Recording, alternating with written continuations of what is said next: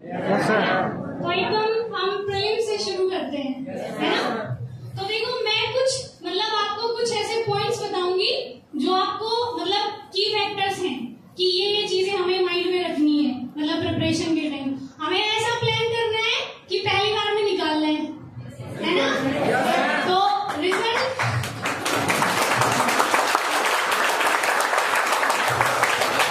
मतलब रिजल्ट चाहे कुछ भी हो वो बाद में देखा जाएगा, लेकिन हमें प्लान ऐसा ही बनाना है कि पहली बार में निकालना है, ठीक है। तो मैं कुछ की फैक्टर्स मतलब जो मुझे लगता है कि इम्पोर्टेंट है मैं आपको बता देती हूँ। देखो सबसे पहले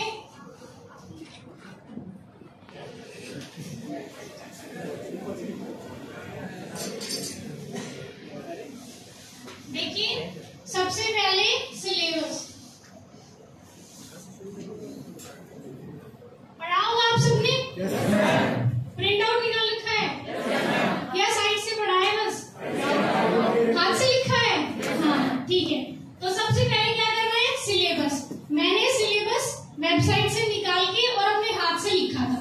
जो भी A4 शीट्स पेपर आते हैं आप सिलेबस को अपने हाथ से लिखेंगे, क्योंकि जब हम लिखते हैं तो थोड़ा सा दिमाग में जाता है। जैसे जो भी सिलेबस है मतलब पूरी प्रिपरेशन के दौरान सिलेबस आपके पास होना चाहिए। आप एदर प्रीवियस ईयर क्वेश्चंस पढ़ रहे हैं, आप मेंस की आंसर राइटिंग कर रहे हैं, प्रीलिम्स के सोल्व कर रहे हैं, कुछ भी कर रहे हैं, या आप अपना रिवीजन कर रहे हैं या आप अपनी पढ़ाई कर रहे हैं, सिलेबस हमेशा आपके दिमाग में होना चाहिए। मतलब कुछ कुछ तो आपको याद होना चाहिए। जैसे GS3 का फर्स्ट संसाधन विकास अर्थव्यवस्था, ये सब मतलब आपको याद हो जाना चाहिए एकदम। तो सिलेबस सबसे मेन है। सबसे पहले आपके पास सिलेबस अपनी राइटिंग में होना चाहिए, ठीक है। आप सब अपनी राइटिंग में सिलेबस लिखेंगे। उसके बाद दूसरा मुझे लगता है प्रीवियस ईयर क्वेश्चन पेपर्स, ठीक है।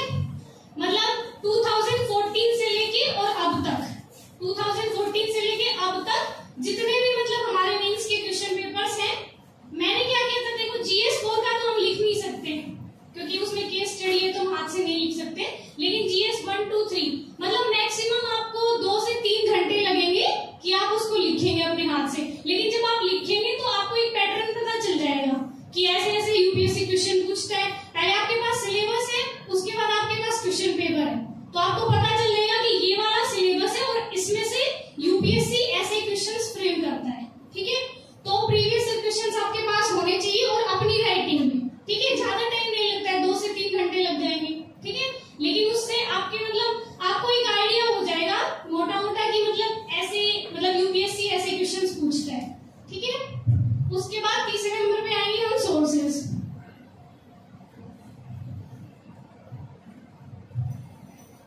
सोर्सेस देखिए मैंने कोचिंग नहीं की थी तो शायद मैं आपके मतलब कंटेंट के बारे में शायद हो सकता है मोर देन इनफ हो, तो मैं पर्सनली नहीं बता पाऊंगी कि वो कंटेंट मतलब कैसा है। लेकिन मुझे ऐसा लगता है एक बार जो आपको कंटेंट मिल गया आप उस पर स्टिक रहिए। मतलब ज्यादा रिसोर्सेज कलेक्ट करने के चक्कर में मत पड़िए, वो ही ध्यान रखना है। एक साल में करना है ना, तो ज्यादा रिसोर्सेज पढ़ेंगे तो मुझे लगता है कि थोड़ा सा वो बिखर जाता है। फिर अपने रिसोर्सेज जितने ज्यादा हो सके कम रखिए, मतलब जितना आप कम रख सकते हैं उतना कम रखिए, क्योंकि ज्ञान मतलब ज्ञान ऐसे नहीं है कि मेरे से ज्यादा बहुत ज्यादा ज्ञानी लोग हैं यहाँ, लेकिन नहीं हो पाता है। बस हमें क्या करना है कि जो यूपीएससी की डिमांड है उसके हिसाब से तैयारी करनी है, ठीक है।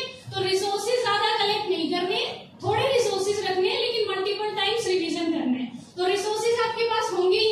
मेरे रिसोर्सेज मैंने बता दिए हैं बहुत जगह, तो आप मतलब देख सकते हैं। लेकिन बस ऐसे नहीं कि ये भी ऐसा होता है कि हम देखते हैं कि सामने वाला ये पढ़ रहा है, हमने नहीं पढ़ा तो हाय क्या हो जाएगा, ठीक है। ऐसे नहीं, ठीक है। जो हमारे पास है उसी पे स्टिक रहना है और मतलब मल्टीपल टाइम्स रिवीजन करना है, ठीक है। सोर्सेस आप देख लीजिएगा, मतलब ऑनलाइन भी और ऑफलाइन भी। ऑफलाइन तो आपके पास मिलता ही होगा, यहाँ से जो भी आपके पास रिसोर्सेज है। ऑनलाइन 1-2 वेबसाइट है वो मैं आपको बता दूंगी, जैसे आप राज्यसभा देख सकते हैं। लेकिन देखिए मैं बता दूंगी बहुत सारे रिसोर्सेज, लेकिन होता नहीं है कुछ वो रिसोर्सेज मैंने भी खूब सुने टॉपर से, लेकिन राज्यसभा देखा नहीं मैंने कभी ठीक है। लेकिन बस ये है कि हाँ कभी कभी जैसे लगे कि थोड़ा सा फ्री टाइम है और कुछ पढ़ने का मन नहीं कर रहा है तो आप ऑनलाइन टॉपिक्स जो चल रहे हैं उस पे, तो उसके लिए मुझे लगता है आकाशवाणी पे जो आता है मतलब वो थोड़ा सा सुन लेंगे तो मुझे लगता है बेनिफिशियल हो, ठीक है। क्योंकि मैंने जो नहीं किया मुझे लगता है कि मुझे करना चाहिए था, वो भी मैं आपको बताऊंगी, तो आप वो भी कर लेना, ठीक है। तो सोर्सेस हो गए और उसके बाद आते हैं हम रिवीजन में। देखिए सबका पढ़ने का पैटर्न अलग होता है। I am just saying mine, मतलब मैंने क्या किया, ठीक है। मैं क्या करती थी, जैसे मेरा शेड्यूल क्या होता था कि मैं एक टॉपिक उठाती थी, मतलब एक सिलेबस का, जैसे GS1 है तो अगर मैंने GS1 उठाया तो मैं पहले हिस्ट्री कंप्लीट करूंगी। कई मतलब टॉपर्स ऐसे भी करते, कोई 2 सब्जेक्ट उठा लेते हैं, मतलब आप पॉलिटी के साथ हिस्ट्री कर रहे हैं, ज्योग्राफी कर रहे हैं, वो आपकी क्लासेस चलती होंगी तो आप उस हिसाब से एडजस्ट करेंगे।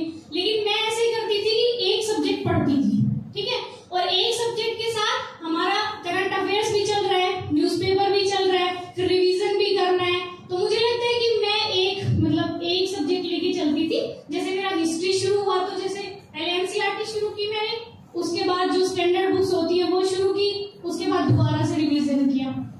तो आप अपने हिसाब से देखेंगे कि आपको एक सब्जेक्ट शुरू करना है या 2 सब्जेक्ट शुरू करने हैं, पर मैंने एक सब्जेक्ट शुरू किया था। मतलब बीच में अगर कुछ मुझे समझ में नहीं आता था तो मैं छोड़ देती थी कि ये बाद में कर लेंगे, मतलब अभी अगर नहीं आ रहा है, मतलब जब मैं देख लेती थी ऑनलाइन सारा कि नहीं कुछ नहीं समझ में आ रहा है, उसके बाद मैं दूसरा स्टार्ट करती थी। तो आपके पास तो टीचर्स हैं, आप तो मतलब आपस में दोस्त भी सारे UPSC वाले हैं, तो मतलब फ्रेंड से भी हो सकता है, टीचर से भी हो सकता है, आपका मतलब जो भी डाउट है, ठीक है। और उसके बाद मैं थोड़ा प्रीलिम्स मेंस और ऐसे करके बता देती हूँ थोड़ा सा। सर ये इरेज कैसे होगा?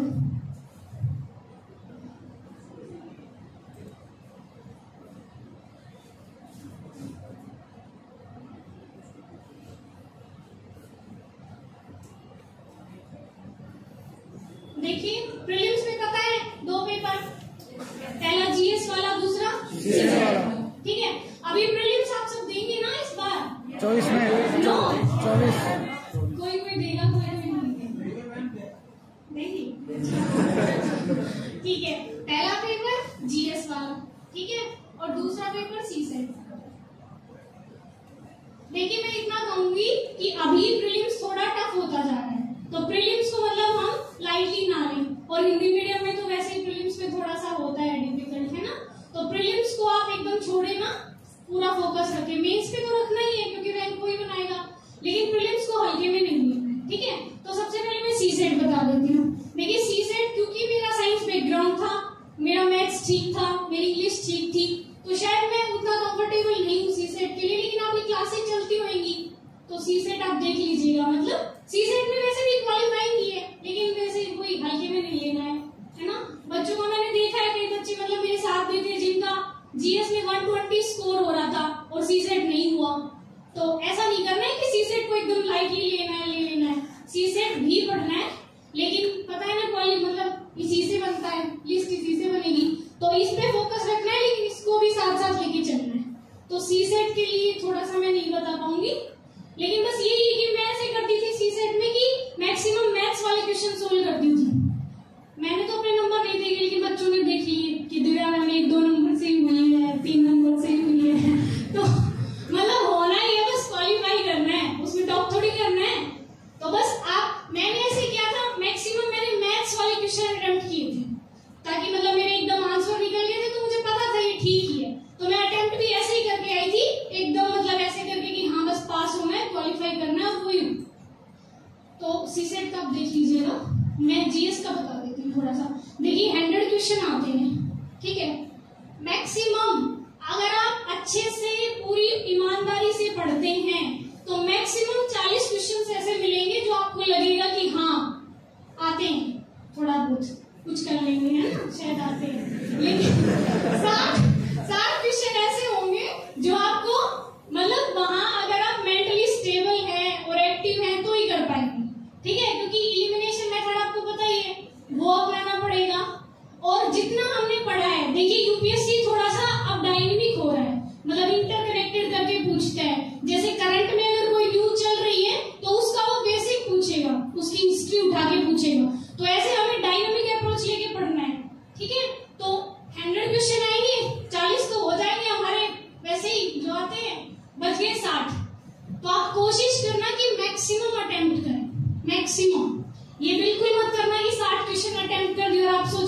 सही हो जाएंगे, नहीं होंगे। लास्ट टाइम शायद मैंने 90 अटेम्प्ट किए थे और इस बार 92। ठीक है, तो कोशिश करना कि जितने ज्यादा हो सके, मतलब कोई क्वेश्चन अगर ऐसा है कि एकदम ब्लैंक है, मतलब लग रहा है कि देखा ही पहली बार है और कुछ भी नहीं हो सकता है, तो सिर्फ आप उसको छोड़िए। अगर कहीं आपका 50-50 हो रहा है एलिमिनेशन से, या आपको लग रहा है कि थोड़ा बहुत शायद आता है, तो रिस्क ले लीजिए। ठीक है, मुझे लगता है कि रिस्क ले लेना चाहिए, क्योंकि अगर 92 भी आप क्वेश्चन सही करेंगे तो मुझे लगता है कट ऑफ मैक्सिमम 50 तक जाती है। क्वेश्चन की बात कर रही मैं, मैक्सिमम 50 तक जाती है। तो हमारे पास 42 क्वेश्चन है ऐसे जो हम रिस्क लेके कर रहे हैं। ठीक है, तो मुझे लगता है कि मैक्सिमम अटेम्प्ट करने चाहिए। मैंने मैक्सिमम अटेम्प्ट किए थे, मतलब 90 से ऊपर ही, 92 तक। ठीक है, प्रीलिम्स के लिए। और प्रीलिम्स के लिए देखिए, प्रीलिम्स जब आपका प्रीलिम्स है उससे कम से कम मुझे लगता है 4 महीने पहले, 3-4 महीने पहले आप एकदम प्रीलिम्स पे फोकस हो जाइए। मैंने जब अपनी प्रिपरेशन स्टार्ट की थी तो आई थिंक अगस्त 2020, मतलब कुछ ऐसा था, और प्रीलिम्स था उस टाइम जून में, लेकिन वो कोविड की वजह से पोस्टपोन हो गया था, तो थोड़ा टाइम मिल गया था एक्स्ट्रा, शायद अच्छा था लग इसलिए। तो मतलब अगर आपका इस बार मई में है तो आप उस हिसाब से मतलब कैलकुलेट करके 3-4 महीने पहले से एकदम प्रीलिम्स पे फोकस, एकदम प्रीलिम्स पे, क्योंकि अगर प्रीलिम्स हो गया तो प्रीलिम्स के बाद भी हमें 3 महीने मिलते हैं। मतलब इतना अगर हमने पढ़ा हुआ है तो हम उस 3 महीने में भी बहुत कुछ पढ़ सकते हैं। तो प्रीलिम्स को एकदम हल्के में ना ले। मैं मतलब लिटरली बता रही हूँ, जब मेरा प्रीलिम्स हो गया था तो मुझे ये लगता था कि इस बार मेंस ना दूं, क्योंकि मेंस की तैयारी नहीं है उतनी अच्छी, मुझे लगा कि नहीं होएगा मेंस तो। लेकिन जब मतलब वो 3 महीने अच्छे से प्रिपरेशन की और पूरी मेहनत की तो हो गया। तो इसलिए प्रीलिम्स अच्छे से करना है 3-4 महीने में। अभी इस बार शायद आपका मई में है ना, 28 को कुछ है। हाँ, तो मतलब 3-4 महीने आप कैलकुलेट करें, फरवरी से मतलब स्टार्ट कर दीजिए प्रीलिम्स की पढ़ाई, मतलब एकदम प्रीलिम्स पे फोकस हो जाए। देखो सिलेबस तो सेम ही है, कुछ अलग नहीं है, सोर्सेज भी हमारे सेम ही है, वही न्यूज़पेपर, वही बेसिक, लेकिन थोड़ा सा बस अप्रोच चेंज हो जाती है। प्रीलिम्स में थोड़ा सा फैक्चुअल हो जाते हैं, वैसे अब तो थोड़ा सा वो और भी डायनेमिक पूछने लगे कॉन्सेप्ट को घुसा के, लेकिन फिर भी मुझे लगता है कि मतलब थोड़ा सा बस अप्रोच चेंज होएगा, पढ़ाई आपकी हो ही रहेगी, है ना। तो प्रीलिम्स आप 3-4 महीने पहले से शुरू कर दीजिए ना। और प्रीलिम्स के लिए जो मतलब स्पेसिफिक मैंने किया, देखिए ज्यादा नोट्स मत बनाइएगा। जैसे आप न्यूज़पेपर पढ़ते होंगे डेली, कौन सा पढ़ते हैं? 9 इंडियन एक्सप्रेस, मतलब इंग्लिश का पढ़ते हैं ना, नहीं पढ़ते? मतलब देखिए थोड़ा सा मुझे ऐसा लगता है कि इंग्लिश का पढ़ लेना चाहिए, क्योंकि शुरू में थोड़ी सी दिक्कत आती है। जब मैंने हिंदू शुरू किया था, एकदम शुरू में जब मेरी प्रिपरेशन शुरू हुई, तो मेरे को शायद 3 घंटे लगते थे, 3 घंटे लगते थे, और मैं हिंदू में लगाती थी 3 घंटे, क्योंकि मुझे ये जो फोबिया होता है कि हाँ इंग्लिश वाले हिंदू पढ़ रहे हैं, हम नहीं पढ़ रहे हैं, तो मुझे लगता है हिंदू पढ़ लेना चाहिए। मतलब वेदर हिंदू और इंडियन एक्सप्रेस आप कोई भी प्रीफर कर सकते हैं, लेकिन एक बार इंग्लिश का देख लेना चाहिए। मैंने क्या किया था, जैसे शुरुआत में मैंने 3-4 महीने पढ़ा था हिंदू, मतलब मैं मंगवाती थी गाँव में और पढ़ती थी उसको, लेकिन उसके बाद मुझे ये हो गया था कि हाँ क्या क्या इंपॉर्टेंट है मुझे पता चल गया था। जब मैंने इतना टाइम दिया तो फिर मैं उसका बस एनालिसिस देख लेती थी यूट्यूब पे। मतलब आप किसी का भी देख लीजिए, जो भी आपको अच्छा लगे, मैं कोई प्रेफर नहीं करूंगी, जो भी आपको अच्छा लगे आप 1-2 दिन देख लीजिए ना। एनालाइज आप जब देखते हैं तो उससे क्या फायदा होता है, एक तो आपको पहले से पता है कि क्या क्या इंपॉर्टेंट है, दूसरा जब हम सुनते हैं कोई चीज और सामने वाला समझाता है तो ज्यादा याद रहती है। तो इसलिए एनालाइज जरूर देख लीजिए, मतलब ज्यादा से ज्यादा 1 घंटे का होता है, तो ये जरूर। मतलब मैंने तो मतलब नोट्स भी बनाए थे हिंदू के, लेकिन वो रिवीजन नहीं हो पाया उनका, लेकिन मुझे लगता है कुछ फायदा हुआ था, क्योंकि जब मैं लिखती हूँ, मतलब आप भी जब लिखते होंगे तो याद तो होता ही है थोड़ा बहुत, तो मैंने तो नोट्स भी बनाए थे, और आप भी बना लेना। आप मतलब ज्यादा बड़े मत बनाना कि लास्ट टाइम पे हम रिवीजन ना कर पाए। मतलब क्या कर लेना कि प्रीलिम्स के लिए एक अलग से नोटबुक बनाना, और द हिंदू में कोई भी फैक्ट आता है, जैसे कोई रिपोर्ट आती है, कोई फैक्ट आता है, ये शायद प्रीलिम्स में कम काम आए लेकिन मेंस में बहुत काम आता है। मेंस में दिक्कत यही हो जाती है कि पता तो होता है हमें क्वेश्चन, लेकिन दूसरों से अलग बनाना है। अब अलग बनाने के लिए कुछ फैक्ट चाहिए, डाटा चाहिए, तो जो आप हिंदू पढ़ेंगे उस टाइम आप मतलब राइट डाउन करेंगे, वो आप मेंस में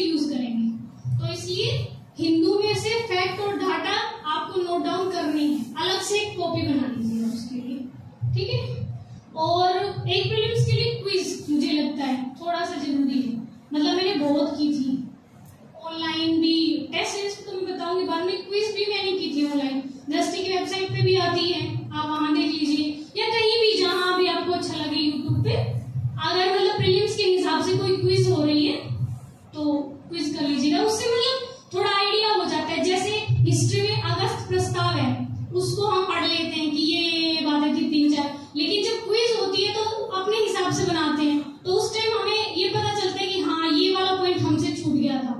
ये रक्षा की जगह वो विदेश लिख देते हैं, और मतलब संविधान सभा में किस किस को शामिल करेंगे तो थोड़ा सा घुमा फिरा देते हैं।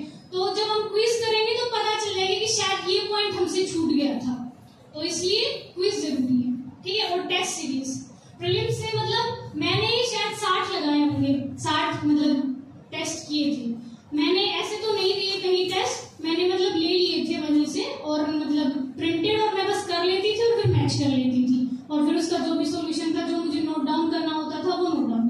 तो मतलब कम से कम 60 तो आपको करने ही हैं, हर हाल में करने।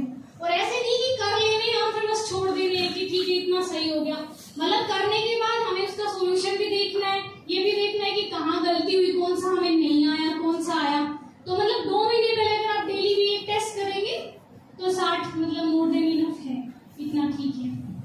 तो प्रीलिम्स के लिए इतना ही। आपको कुछ पूछना हो प्रीलिम्स के लिए, स्पेसिफिकली प्रीलिम्स के लिए, कि घबराहट होती है ऐसा कुछ? पर आप तो सब नए बच्चे हैं, पहली बार जाएंगे शायद, है ना प्रीलिम्स देने। कुछ पूछना है बस प्रीलिम्स के लिए? ठीक है, मेंस पे आते हैं। बाद में याद आए तो बाद में पूछ लीजिएगा प्रीलिम्स के लिए।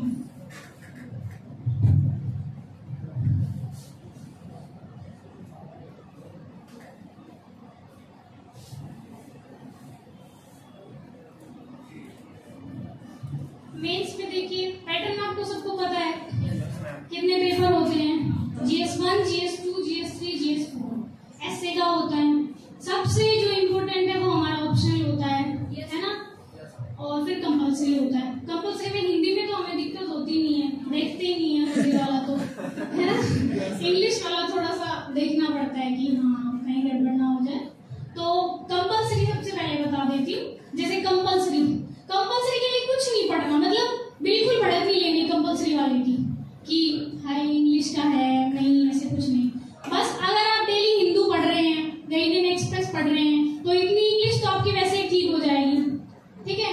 और बस इतना सा करना है कंपल्सरी के लिए कि जब आप मेंस लिखने जाएं उससे पहले 2 पेपर, बस मैक्सिमम 2 कंपल्सरी के पेपर अगर आप लिख लेंगे बैठ के यहाँ कोचिंग में, तो उससे आपको पता चल जाएगा कि मतलब मैं कहाँ रुक रहा हूँ, कहाँ मतलब मुझे दिक्कत हो रही है ना। तो 2 मतलब पेपर मैंने तो खैर नहीं लिखा एक भी, लेकिन लिख लेना, मतलब मुझे ऐसा लगता है थोड़ा सा कि लिख लेना चाहिए। मतलब मेरी इंग्लिश थोड़ी ठीक है तो मुझे लगा कि हो जाएगा इंग्लिश वाला तो लेकिन दे लेना 1-2 टेस्ट, तो उससे थोड़ा आइडिया हो जाएगा। मतलब क्या ये 3 ही घंटे लगते हैं, क्या ही जाता है जब भेज देंगे उस टाइम। तो एक कंपल्सरी के लिए जो मैं बताऊंगी, एस्से आता है इसमें। पहला क्वेश्चन एस्से आता है, शायद 100 नंबर का आता है, इंग्लिश में लिखना होता है। वो टॉपिक एकदम मतलब सिंपल होते हैं, एजुकेशन होगा, वुमेन होगा, हेल्थ होगा, या कुछ ऐसा मीडिया, सोशल मीडिया, कुछ ऐसा होगा। लेकिन बस एक काम करना है, पूरे पेज भर देना है। 6 पेज आते हैं इसमें, मतलब उसको ये लगना चाहिए कि इतनी इंग्लिश आती है कि भर दिया। अब प्लेटफॉर्म में से बोलने को नहीं चाहिए, लेकिन इतनी इंग्लिश तो हमारी ठीक है कि लिख देंगे। तो मतलब पूरे पेज भर के आने 6, उसको ये नहीं लगना चाहिए कि इसको आता नहीं था इसलिए पेज खाली रह गया। 6 पेज पूरे भरने, और 1-2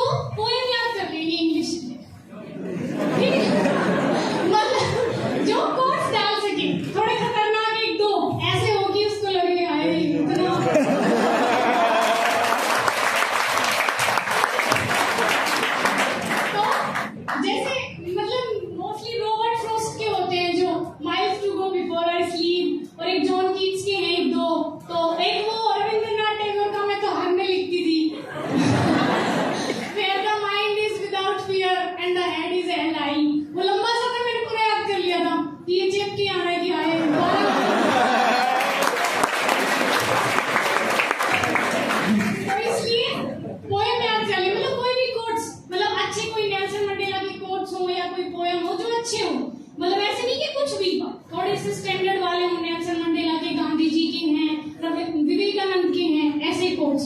बस इसके लिए यही है। ग्रामर थोड़ी सी देख लीजिएगा लास्ट टाइम पे, मतलब कि ग्रामर में मतलब 20-25 नंबर मिल जाएं, ताकि ये ना लगे कि ग्रामर एकदम ऐसे है। तो बस कंपल्सरी के लिए इतना है। आप एक तो टेस्ट देंगे ना, तो उससे पता चल जाएगा कि मतलब कैसा आ जा रहा है। कंपल्सरी के लिए इतना है। उसके बाद GS1 सिलेबस आपको पता है सबको। हिस्ट्री है, इसमें ज्योग्राफी है, सोसाइटी है, ठीक है। तो देखिए हिस्ट्री के लिए आपको क्लासेस चलती होंगी, नोट्स मिलते होंगे। मेरे सोर्सेस थोड़े अलग रहे हैं, लेकिन दैट डजंट मैटर, मतलब ठीक है। सोर्सेस वो सारे कवर आपके टीचर्स करवा देंगे, उसमें कोई दिक्कत नहीं है। तो बस जितना आपको पढ़ाया जाए पूरी ईमानदारी से पढ़ना है, मतलब एकदम सीरियस। इस बार एकदम सीरियस पढ़ाई एकदम सीरियसली करनी है, कोई उसमें ऐसे नहीं कि नहीं। आप जितनी मेहनत से करेंगे ना, तभी मतलब जब ऐसे लगेगा आपको कि हाँ मतलब हम एफर्ट कर रहे हैं, तभी भगवान जी को लगेगा कि हाँ मेरा बच्चा एफर्ट कर रहा है ना। तो पहले खुद को लगना चाहिए कि हाँ हम एफर्ट कर रहे हैं। तो देखिए मैंने पूरी ईमानदारी से पढ़ाई की है, मेरी मेहनत में कोई कमी नहीं रही है, तभी मुझे लगता है कि ऐसा नहीं होगा कि आप सोचें कि यूपीएससी ऐसे ही हो जाएगा, मतलब ऐसा नहीं होगा। अगर आप पूरी मेहनत से, पूरी ईमानदारी से पढ़ रहे हैं, देन ओनली, ठीक है। आप अपनी मतलब रिजल्ट चाहे कुछ भी रहे, वो हमें नहीं सोचना है कि क्या रिजल्ट रहेगा, बस आप अपना पूरा एफर्ट लगाइए।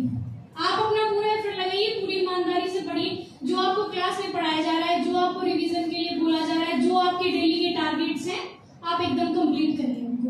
देखिए टारगेट हमेशा मैं ऐसे सेट करती थी, थोड़ा ज्यादा सेट करती थी।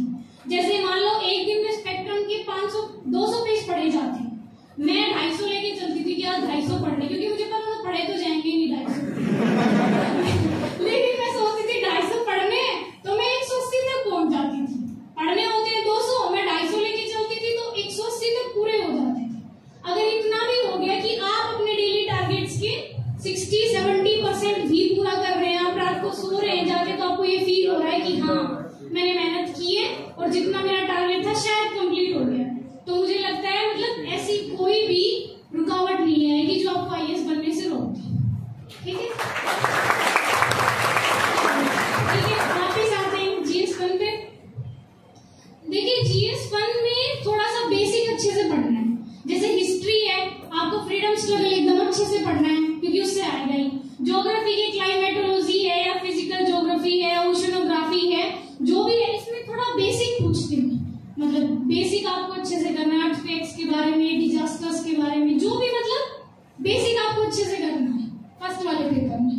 सोसाइटी आप मतलब मेंस 65 पढ़ लीजिएगा, या सोसाइटी के लिए आप डेली जो भी मतलब न्यूज़पेपर पढ़ रहे हैं तो उससे कवर हो जाएगा। और सोसाइटी के लिए आपकी क्लासेस होती होंगी तो आप वहां से देख लीजिएगा।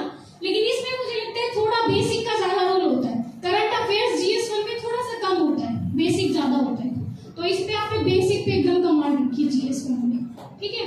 और अपना मतलब आप क्वेश्चंस देख लीजिए, सबसे ज्यादा शायद हिस्ट्री से ही आते हैं, फ्रीडम स्ट्रगल वाले मूवमेंट से। वैसे तो देखिए यूपीएससी डायनेमिक है, कभी कुछ भी पूछ ले, मतलब पोर्शन कुछ भी चेंज कर दे। हो सकता है इस बार ज्योग्राफी के ज्यादा आ जाए, तो आप ऐसे मतलब एकदम फिक्स करके ना चले।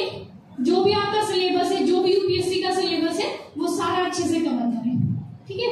अब GS2 पे, इसमें वही पॉलिटी है, गवर्नेंस है, इंटरनेशनल रिलेशंस है, ठीक है। तो इंटरनेशनल रिलेशंस के लिए मतलब कोई स्पेसिफिक मैंने ऐसा कुछ बुक्स नहीं पढ़ी, मतलब आप डेली जो भी न्यूज़पेपर पढ़ते हैं और मेंस के टाइम में जो आपकी जो टेस्ट सीरीज होंगी उसके जो मॉडल आंसर्स मिलते हैं, वहीं से इंटरनेशनल रिलेशंस हो जाता है। क्योंकि अभी शायद 2 क्वेश्चन आते हैं इंटरनेशनल रिलेशन के क्लास में, तो वो मुझे लगता है वहीं से कवर हो जाएंगे।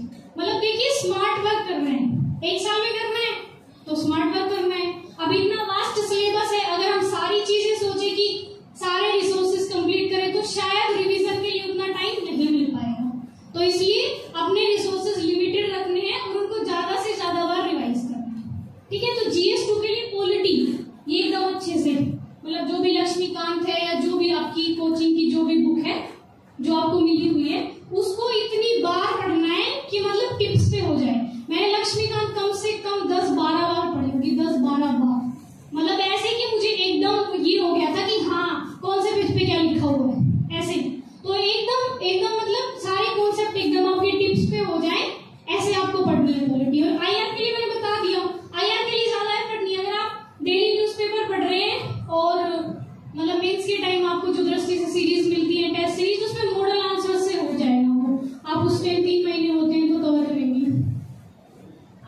GS3 ये सबसे टफ, ये वाला पेपर आता ही नहीं।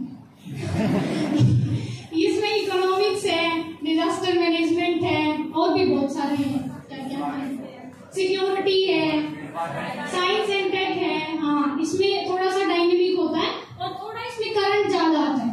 मुझे थोड़ी करंट से दिक्कत रहती थी क्योंकि इतना टाइम नहीं मिल पाता था कि आप बेसिक भी कवर कर लें और फिर करंट भी कर लें, रिवीजन भी कर लें। तो करंट में थोड़ी सी मुझे दिक्कत आती थी, आपको नहीं आएगी क्योंकि आप मेरे से ज्यादा सिंसियर है ना।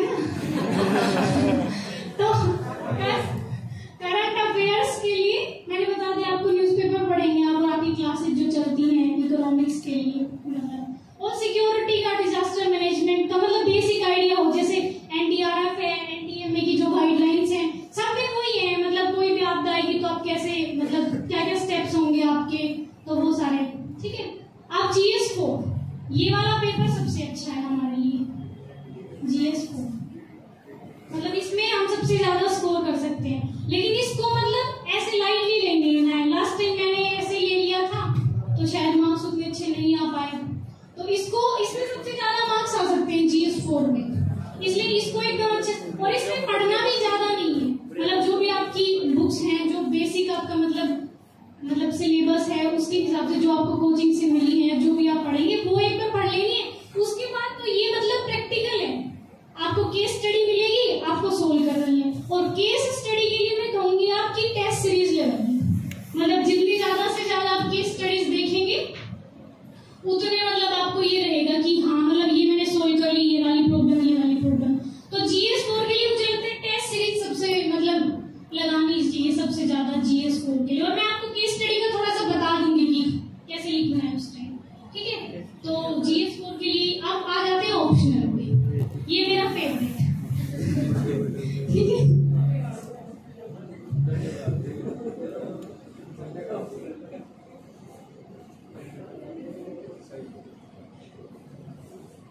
ये वाला मेरा फेवरेट है। तो हिंदी लिटरेचर था मेरा ऑप्शन, तो आप में से भी ज्यादातर बच्चों का होगा हिंदी। अच्छा, कुछ का हिस्ट्री होगा शायद, पर हिस्ट्री में भी अच्छे नंबर मिलते हैं हिंदी मीडियम वालों को, लेकिन हिंदी में भी अच्छे मिलते हैं मतलब। तो ऑप्शन में 2 पेपर हैं। पैटर्न आपको पता है ना सारा, मुझे बताने की जरूरत नहीं है। 5 क्वेश्चन अटेम्प्ट करने हैं, 5 किसमें अटेम्प्ट करने हैं, पहले वाला 5 वाला कंपल्सरी है, और फिर सेलेक्ट करने हैं हमें उसमें से। तो देखिए, इसके जो पहला पार्ट होता है, पहला पेपर का क्या खंड होता है, जो इसमें ये भाषा वाला है, इसमें आप जितने मैक्सिमम स्कोर कर सकते हैं, जितने मैक्सिमम स्कोर कर सकते हैं। मतलब ये तो एकदम, मैं भाषा वाले के लिए कोई भी कुछ प्रेफर नहीं करूंगी, बस सर के जो नोट्स हैं एकदम मतलब रट लेना है उनको एकदम अच्छे से। मैं मतलब ऐसे लगा लो कि जैसे ऐसे पूछा गया अवट, एकदम सिंपल क्वेश्चन पूछते हैं पहले वाले पेपर में, तो वही सर के नोट से उठा के डायरेक्ट, जैसे अवट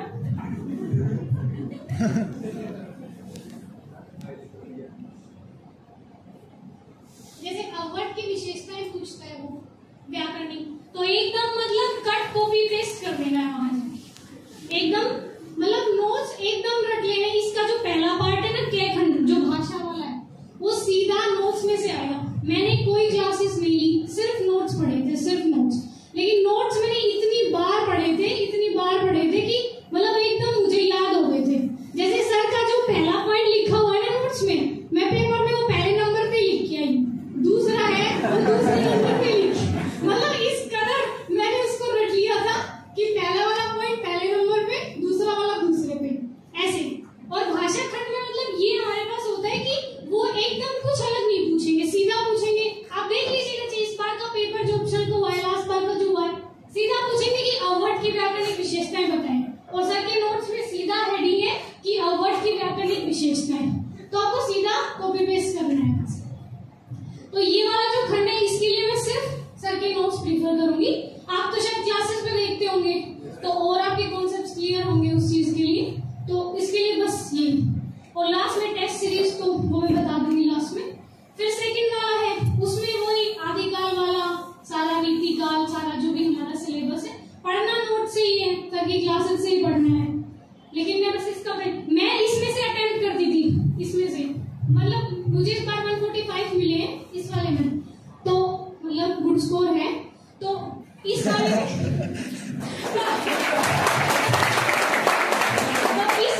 बस आपको सर के नोट्स अच्छे से रख लेना है एकदम, ठीक है। और सेकंड वाले पेपर में थोड़ा सा अलग करना है, क्योंकि सेकंड वाले पेपर में व्याख्या आती है। एक तो आपकी 10 की 10 व्याख्या सही हो जानी चाहिए। इस मतलब आप वो थोड़ा सा टफ पूछने लगे हैं, जैसे इस बार उन्होंने बहुत टफ पूछी थी व्याख्या, निबंध मिला से पूछी थी, और वो बच्चे पढ़ते ही नहीं है, मैंने भी नहीं पढ़ा था। तो लेकिन मतलब मेरी लास्ट टाइम भी 9 सही हुई थी, इस बार भी 9। लेकिन आप कोशिश करेगा कि 10 की 10 सही हो जाए, मतलब ऐसा चांस ना छोड़े हम कि एक भी व्याख्या हमारी गलत हो, क्योंकि अगर आपकी 10 की 10 व्याख्या सही है तो वो अलग ही इम्पैक्ट जाता है कि बच्चे की 10 की 10 व्याख्या सही है, तो मतलब फिर वो बाद में भी मार्किंग पे असर डालता है। तो व्याख्या आपकी एकदम 10 की 10 सही होनी चाहिए। उसके बाद सेकंड वाले पेपर में क्या करना है, सेकंड वाले पेपर पता है ना आपको, गोदान ये सब है उसमें, तो थोड़े से ना एग्जाम्पल्स बदल लीजिए। मतलब एग्जाम्पल्स जैसे सर के नोट से सब पढ़ते हैं, सबके सेम एग्जाम्पल हैं। अब पेपर जब एग्जामिनर चेक करेगा तो सबको सेम एग्जाम्पल मिलेंगे, सबके वही एग्जाम्पल हैं, तो थोड़े से मुझे लगता है आप एग्जाम्पल चेंज कर दीजिए। जैसे गोदान हम पढ़ेंगे, मेलाचल हम पढ़ेंगे, पूरा पढ़ेंगे, तो उसमें से हमें लगे जैसे नोट्स आज लेके बैठ रहे हैं और हमें लगे कि इस एग्जाम्पल की जगह ये वाला एग्जाम्पल सेट हो सकता है, तो एग्जाम्पल चेंज कर दीजिए। थोड़ा सा मतलब उससे अलग लगता है। मैंने इस बार लास्ट टाइम तो मैंने वही कॉपी पेस्ट किया है, इस बार मैंने थोड़ा सा अलग किया है, मतलब एग्जाम्पल्स थोड़े से चेंज करके, तो देखते हो। लेकिन मुझे लगता है मतलब जैसे सर से बात हुई है जिनसे भी, कि एग्जाम्पल थोड़े से बदल दीजिए, उससे थोड़ा सा इफेक्ट होता है, ठीक है। और ऑप्शनल में तो क्या बताऊं, ऑप्शनल में तो बस देखिए रिवीजन पे है। मुझे ऐसा लगता है ऑप्शनल, मैं जब प्रीलिम्स मेरा हो गया था उस टाइम तक मेरा सिर्फ ऑप्शनल अच्छे से तैयार था, एकदम अच्छे से तैयार है। तो मुझे लगता है ऑप्शनल आप एकदम अच्छे से कर लीजिए। ऑप्शनल में 270 प्लस तो लाने ही लाने हर हाल में, मतलब 300 अगर आ गए तो IAS ही सीधा है, ठीक है। तो 270 प्लस से ऊपर लाने ही लाने, मतलब 270 प्लस लाने ही लाने। 300 अगर आ जाए तो फिर बात ही क्या है। तो ऑप्शनल के लिए मैं बस ये बोलूंगी कि बार बार रिवीजन करना है। देखो हिंदी में हमारा एक फायदा होता है कि अपडेट नहीं करना है, कुछ न्यूज़पेपर से नहीं जोड़ना है, कुछ नहीं करना है, बस सीधा क्या करना है, रटना है। जितना आप मतलब अच्छे से रट सकते पहला पेपर, दूसरा वाला पेपर थोड़ा सा समझना भी है, मतलब समझ में आना चाहिए कि पूछ क्या रहा है उस हिसाब से। तो ऑप्शनल आप अच्छे से कर ले, मतलब अगर ऑप्शनल पे कमांड हो गई तो कुछ GS वाला मतलब मैनेज हो जाएगा अगर कहीं मिस्टेक हुई, ठीक है।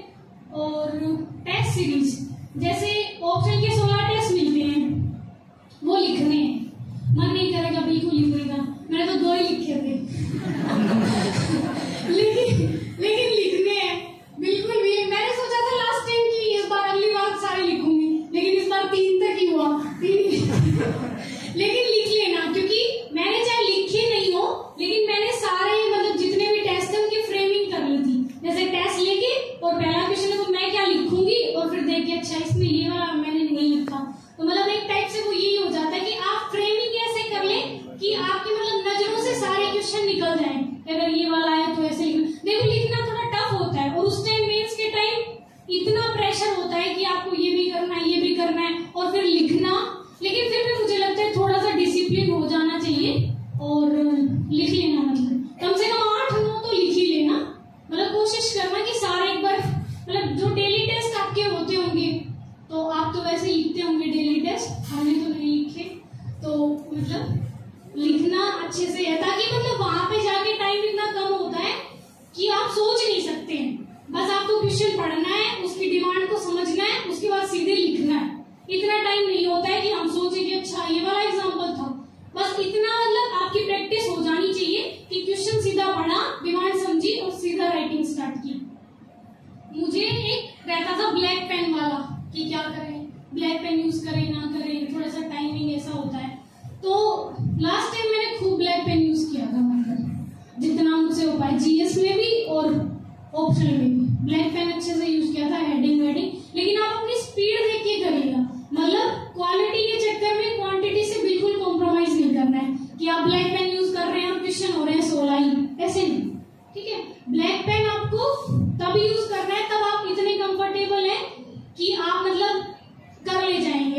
पेपर कर ले जाएंगे ब्लैक पेन के साथ भी।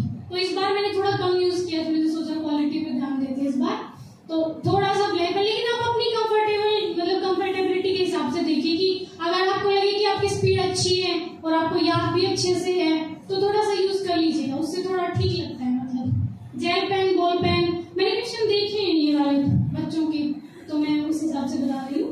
तो मैंने जेल पेन यूज किया था, जेल से थोड़ी स्पीड मतलब फास्ट हो जाती है, स्पीड ज्यादा रहती है और थोड़ा सुंदर भी लगता है देखने में। लेकिन आप मतलब अपने हिसाब से देखिएगा, पहले टेस्ट लिखेंगे तो समझ में आ जाएगा बॉल पेन से भी और जेल पेन से भी कौन सा है, ठीक है। और अब ऐसे वाला, ऐसे में सबकी बुक आती है निबंध दृष्टि वाली, वो मैंने भी पढ़ी थी मतलब आइडिया लेने के लिए।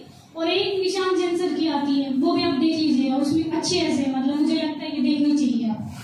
मतलब उसमें जो टॉपर्स ने ऐसे लिखे हैं वो सब, उसमें से मैंने क्या किया था, मैंने पढ़े तो 2-4 ही थे लेकिन कुछ कोट्स थे उसमें बहुत अच्छे, तो मैंने सारे ऐसे में से जो कोट्स थे अच्छे अच्छे जो उन्होंने लिख रखे थे टॉपर्स में, तो वो मैंने नोट डाउन कर लिए थे। तो आप एक बार वो देख लीजिएगा, आइडिया हो जाएगा कि ऐसे ऐसे लिखना होता है, मतलब इतनी गहराई होनी चाहिए बातों में, डायमेंशंस कितने उठाने हैं और थोड़े कोट्स मतलब अच्छे। और हिंदी साहित्य वालों को तो वैसे भी दिक्कत नहीं होती है, कोट्स इतने रहते हैं, लेकिन फिर भी थोड़ा अलग लिखेंगे तो अच्छा लगेगा। और ऐसे के लिए तो मैं यही बोलूंगी कि आप डेली न्यूज़पेपर पढ़ रहे हैं, पूरा जीएस का सिलेबस पढ़ रहे हैं, आप अपना ऑप्शन भी पढ़ रहे हैं, तो ऑप्शन की तैयारी वैसे ही हो जाएगी, मतलब सॉरी ऐसे की तैयारी वैसे ही हो जाएगी। बस हाँ, पेपर से पहले ऐसे लिख के देखना है, वो आप जब मेंटरशिप में जाएंगे प्रीलिम्स आपका हो जाएगा तो अपने आप आपको इतने मतलब टेस्ट लिखने पड़ेंगे कि ऐसे आप लिख लेंगे। तो ऐसे के लिए कुछ स्पेसिफिक नहीं, बस थोड़ी हैंडराइटिंग सुंदर होनी चाहिए। कल बच्चों ने क्वेश्चन पूछ रखा था हैंडराइटिंग के बारे में भी, तो थोड़ी ठीक होनी चाहिए। मुझे लगता है कि मतलब कम से कम एग्जामिनर आपकी हैंडराइटिंग अच्छे से समझ रहा है, उसको लग रहा है कि आप क्या लिख रहे हैं। और ऐसे में तो इतना टाइम होता है कि आप अच्छे से सोच सकते हैं, फ्रेमिंग कर सकते हैं, ब्लैक पेन अच्छे से यूज कर सकते हैं। तो हैंडराइटिंग थोड़ी सी मतलब ठीक होनी चाहिए, मतलब कि ताकि सामने वाले को देखो, थोड़ा तो फर्स्ट इंप्रेशन होता ही है हैंडराइटिंग का, तो मतलब कोशिश करिए कि ठीक लिखे हैंडराइटिंग। तो ऐसे के लिए बस इतना ही, ऐसे में तो यही है। तो मेरी तरफ से तो हो गया, बता मुझे बोलिए।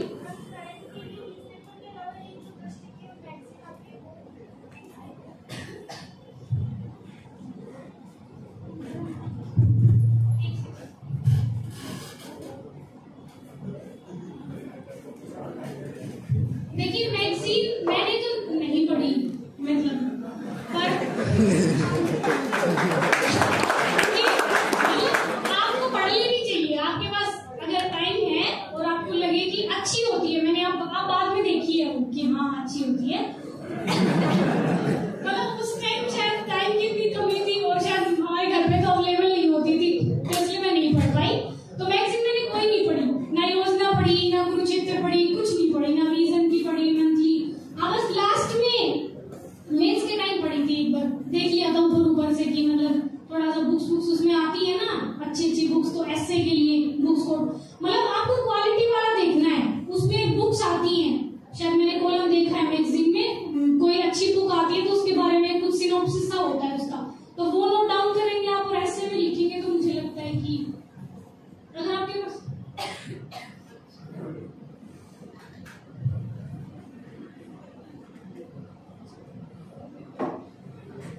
पास टाइम है तो पढ़ लीजिएगा मैगजीन, है ना। लेकिन मैंने नहीं पढ़ी थी, लेकिन पढ़ लेना चाहिए थोड़ा अगर टाइम है तो। और बताइए, हाँ बोलिए। शॉर्ट नोट्स, देखिए नोट्स मैं तो ज्यादा बनाने में बिलीव नहीं करती हूँ। नोट्स मतलब मुझे ऐसा लगता है कि एकदम शुरू में जब मैंने कोशिश की तो वो ही छाप दिए जो उसमें थे, जो लगा कि सारा इम्पोर्टेंट है, अब क्या ही छोड़ दूं इसमें से, ये भी इम्पोर्टेंट, ये भी लिख लूं, ये भी लिख लूं,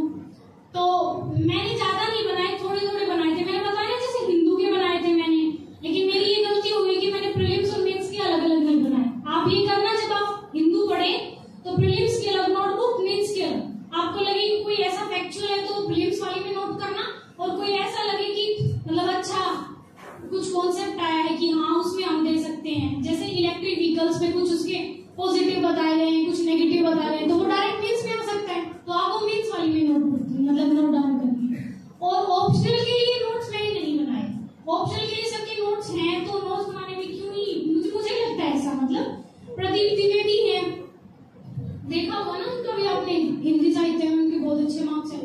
तो मैं उनके 1-2 वीडियो देखा था जब मैंने शुरू किया, तो उन्होंने भी ये बोला था कि मैंने नहीं बनाया, तो मुझे लगा मैं भी तो मैंने भी नहीं बनाया। मुझे लगा ठीक है, मतलब जितना टाइम मैं नोट्स बनाने में लगाती उतना मैंने एक बार और रिवीजन कर लिया। तो मतलब ऑप्शन की तो मैं यही कहूंगी कि मतलब मुझे लगता है कि हमारा सिलेबस इतना कम है हिंदी का कि आप नोट्स बनाने में टाइम वेस्ट ना करें, मतलब उतना आप रिवीजन करें। और ये होता है कि पेपर के टाइम कैसे याद करेंगे, 5 दिन मिलते हैं ऑप्शन से पहले मेंस में, तो मुझे लगता है 5 दिन इनफ होते हैं। आप नोट्स को एक बार मतलब गो थ्रू कर सकते हैं उससे। 5 दिन होते हैं, शायद 7 बुकलेट होती है हमारी नोट्स वाली, तो आप एक दिन में 1.5 भी करेंगे तो मुझे लगता है हो जाएगा। तो ऑप्शन के लिए तो नहीं, जीएस के लिए आप देख लीजिएगा। अगर आपको लगे कि हाँ कहीं कहीं बनाने चाहिए, कोई कॉन्सेप्ट अगर क्लियर नहीं है, कोई ज्यादा इंपॉर्टेंट लग रहा है तो बना लीजिएगा। और आपको तो क्लासेस में लिखवाते होंगे ना, तो वैसे ही नोट्स का भंडार है। तो हाँ बोलिए मैम, जब भी फर्स्ट टाइम बुक रीडिंग करते हैं तो वो कैसा करते हैं, और आप जब पहली बार पढ़े थे किसी भी किताब को तो आपको कितना टाइम लगा था? क्योंकि मेरे को 1 घंटे में मतलब 3-4 पेपर ही हो पाता है। 3-4 पेपर पेज? हाँ, मतलब फर्स्ट टाइम स्पीड नहीं आ पाती उतनी। तो सबके साथ ऐसा ही होता है या सिर्फ मेरे साथ? नहीं, देखिए फर्स्ट टाइम आप पढ़ेंगे तो थोड़ा समझने में तो दिक्कत आती है ना। मैंने जब लक्ष्मीकांत पहली बार पढ़ी थी तो आई थिंक मेरी 11 दिन में पूरी हुई होगी वो, मतलब क्योंकि समझना भी उसको और पहली बार पढ़ना, और मैंने उसी से शुरुआत की थी तो थोड़ा टाइम लगता है। लेकिन जब आप दूसरी बार पढ़ेंगे तो मुझे लगता है कि वो थोड़ा कम हो जाता है, जैसे 7 दिन हो जाएंगे, फिर नेक्स्ट डे पढ़ेंगे फिर 6 दिन हो जाएंगे, फिर नेक्स्ट बार पढ़ेंगे 5 दिन ही हो जाएंगे। तो मुझे ऐसा लगता है जैसे जैसे आपकी, और इस बात से बिल्कुल नहीं घबराना है कि शुरू में ऐसा हो रहा है, शुरू में सबके साथ होता है। लेकिन हर कैंडिडेट को ऐसा फील होता है कि आज नहीं हो रहा है, नहीं हो रहा है। वो जो मतलब एक टाइम आता है जब हम डिमोटिवेट हो जाते हैं कि हम बहुत थोड़ा पढ़ रहे हैं या हमसे तो हो ही नहीं रहा है। तो ऐसा सबके साथ होता है, मेरे साथ भी होता था। मतलब आप कुछ ऐसा पॉइंट ढूंढिए कि आपको लगे कि उससे आप मोटिवेट होते हैं। तो बीच बीच में ऐसा भी नहीं है रोबोट बन के पढ़ना है। मुझे लगता है 8 आवर्स मोर देन इनफ है, 8 आवर्स मोर देन इनफ है। अगर आप अच्छे से पढ़ रहे हैं, मतलब ऐसा नहीं कि बस बुक खोल के 8 घंटे कंप्लीट हो रहे हैं, ऐसे नहीं। 8 घंटे आपको अच्छे से पढ़ना है, मतलब मन लगा के कि आप उस टाइम सिर्फ पढ़ाई ही कर रहे हैं। मैं जब डिमोटिवेट हो जाती थी कि नहीं हो रहा है, मैं बुक्स बंद करती थी, मैं अपनी मम्मी से बतियाती थी 1 घंटे आराम से। ये पढ़ाई की बात नहीं, मैं और बातें इधर उधर की जो भी होती है वो आराम से। फिर मुझे लगता था हाँ खूब टाइम खराब कर लिया अब मैंने, और फिर मुझे लगता था कि हाँ मतलब आपको ऐसा काम करना है जिससे आपको एनर्जी मिले, आपको लगे कि हाँ भाई अब पढ़ना है। तो ऐसे घबराना बिल्कुल नहीं है कि हमसे नहीं हो रहा है। बीच बीच में ऐसे स्टेजेस आ रहे हैं कि हमें थोड़ा सा डिप्रेशन फील हो रहा है या डिमोटिवेट फील हो रहा है, उससे बिल्कुल भी नहीं घबराना है, पहली बार में ही कर लेंगे, है ना।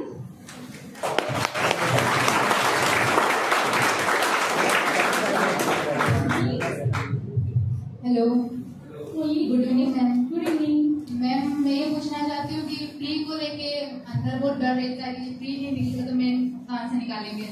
तो मैम प्री के लिए मतलब उस डर को खत्म करने के लिए क्या करें, और जो पेपर होता है उसमें मतलब कि कौन कौन से ऐसे पोर्शन होते हैं जो हमको अटेंड करने चाहिए? देखो अटेंड वाला तो मैंने बता दिया कि शुरू में जब आप एक बार थोड़ी स्पीड बढ़ाइएगा, मतलब प्रीलिम्स में कि जल्दी आप क्वेश्चन पढ़ पा रहे हैं, तो मैं थोड़ी जल्दी पढ़ देती थी। तो जब आप पहली बार में क्वेश्चन देख रहे हैं तो उसमें आप वो सारे अटेंड करेंगे जो आपको एकदम अच्छे से आते हैं, मतलब आपको लगता है कि हाँ भाई ये तो एकदम अच्छे से आते हैं, हम कर लेंगे।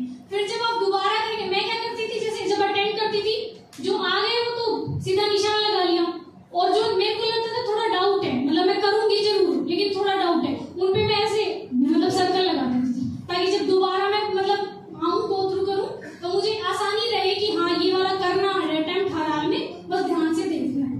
और जो बिल्कुल ही नहीं आता था वो एकदम लास्ट में, अगर आपके पास टाइम है, आपको लगे शायद क्वेश्चन बहुत कम अटेम्प्ट हुए हैं, सिर्फ फिर और एकदम डरना एकदम नहीं है प्रीलिम्स में, एकदम। मैं सच्ची बता रही हूं, कोई कितना पढ़ के जा रहा है इस बात से कोई मैटर नहीं करता है कि आप कितना पढ़ के गए, आप उस टाइम कितना स्टेबल है, मतलब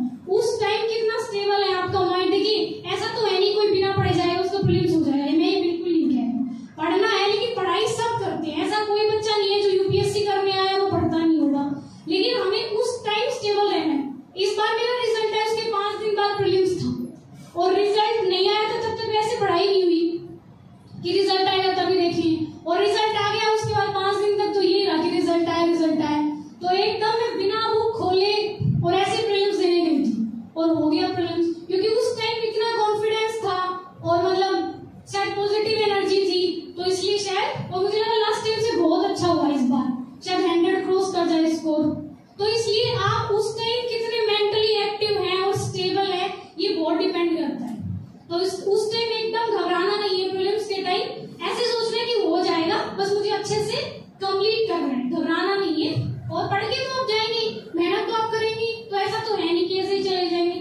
और आपने पहले क्या पूछा था? मैम मैंने ये पूछा था कि मतलब बहुत डर लगता है। हाँ तो मैं क्लियर नहीं हुआ तो मैं एक से क्लियर नहीं ऐसा नहीं है, हो जाएगा। Okay ma'am, thank you ma'am. Okay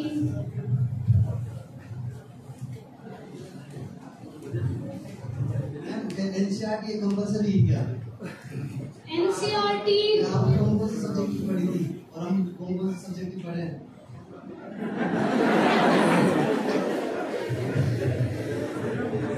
NCERT मुझे लगता है बेसिक बुक होती है और मुझे ऐसा लगता है पर्सनली कि पढ़ना चाहिए।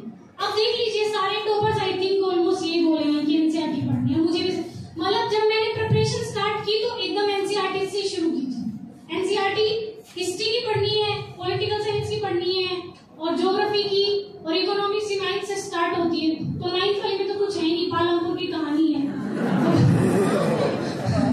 तो और वो 11th में भी एक शायद मैक्रो माइक्रो है, तो माइक्रो वाली नहीं पढ़नी है जिसमें ग्राफ है।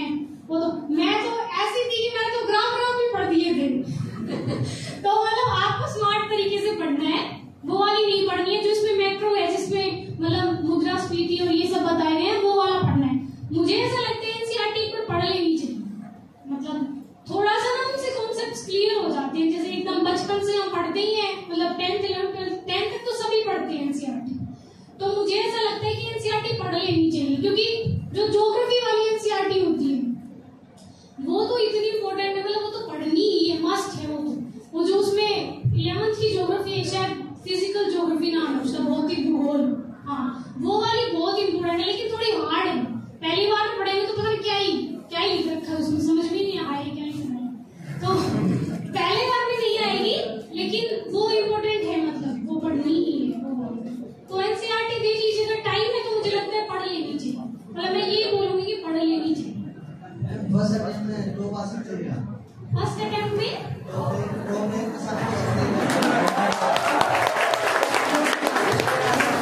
अच्छा, फर्स्ट अटेम्प्ट में फर्स्ट एकदम फर्स्ट रैंक चाहिए आपको। अच्छा, एक तो नीचे ऊपर लेकिन आना टॉप। हाँ भाई बिल्कुल आ सकते हैं, हमारी शुभकामनाएं भी आपके साथ हैं।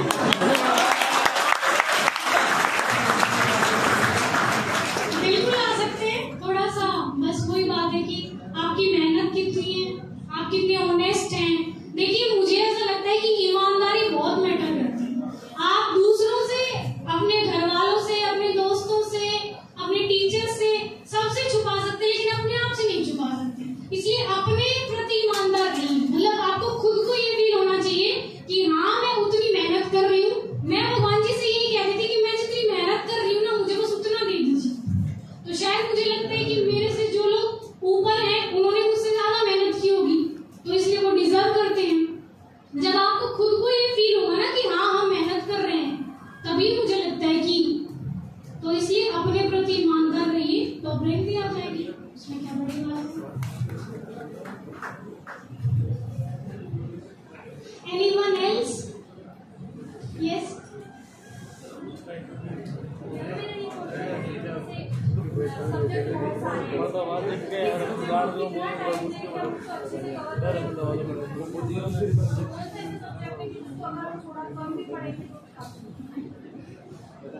देखिए सिलेबस तो आपको पता ही है, सब्जेक्ट्स भी आपको पता है, हिस्ट्री ज्योग्राफी डिजास्टर जो भी है, जो एकदम कोर सब्जेक्ट है। जैसे पहले वाले में GS1 में हिस्ट्री है और ज्योग्राफी है, दूसरे वाले में पॉलिटिकल साइंस है, IR है, मतलब प्राइमरी तो नहीं लेकिन सेकेंडरी है इतना इम्पोर्टेंट वो भी। थर्ड वाले में इकोनॉमिक्स है। ये मतलब कम से कम 10 सब्जेक्ट तो हैं। तो आप इस हिसाब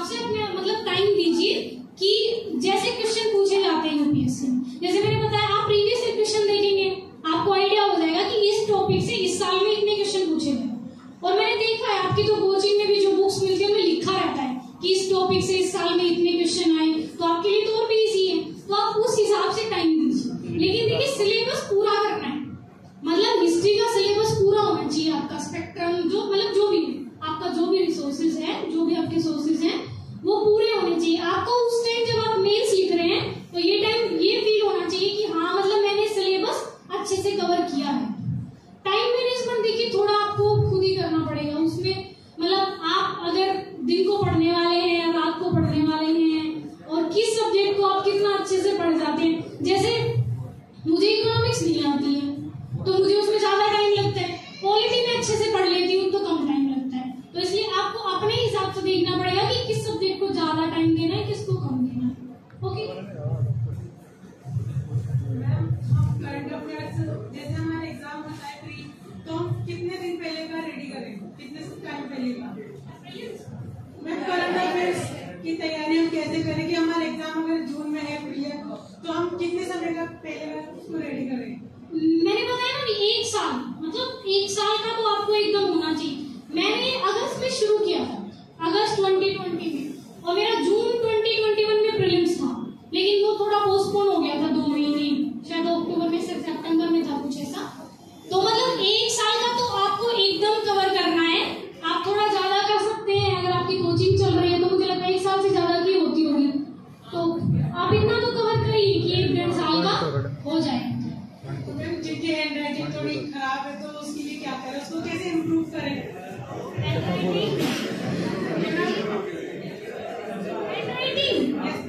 सुलेख वाली कॉपी आती है,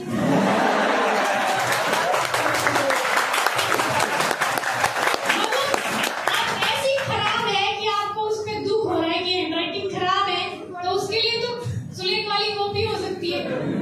मतलब एक बार लिख लीजिएगा क्या उसमें दिक्कत है, मतलब ताकि अक्षरों की बनावट एकदम ठीक रहे। लेकिन मुझे लगता है कि हैंडराइटिंग ज्यादा मैटर नहीं करती, लेकिन अच्छी हो तो अच्छा होता है। मेरी थोड़ी, मैं तो ऐसे लिखती थी एकदम जचा जचा के एकदम, हैंडराइटिंग से नंबर देते वो तो इसलिए हैंडराइटिंग थोड़ी ठीक होनी चाहिए, मतलब मैटर करता है थोड़ा सा। Thank you ma'am.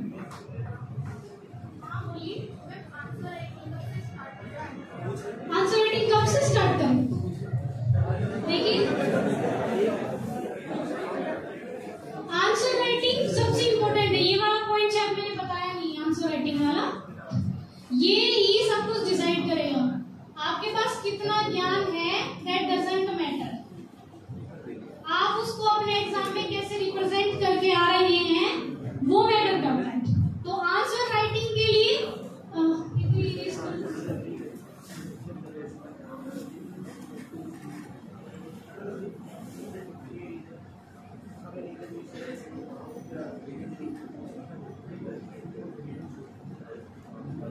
देखिए आंसर राइटिंग सबसे पहले तो कब से शुरू करनी है,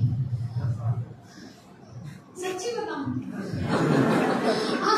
आंसर राइटिंग मैंने प्रीलिम्स के बाद की थी।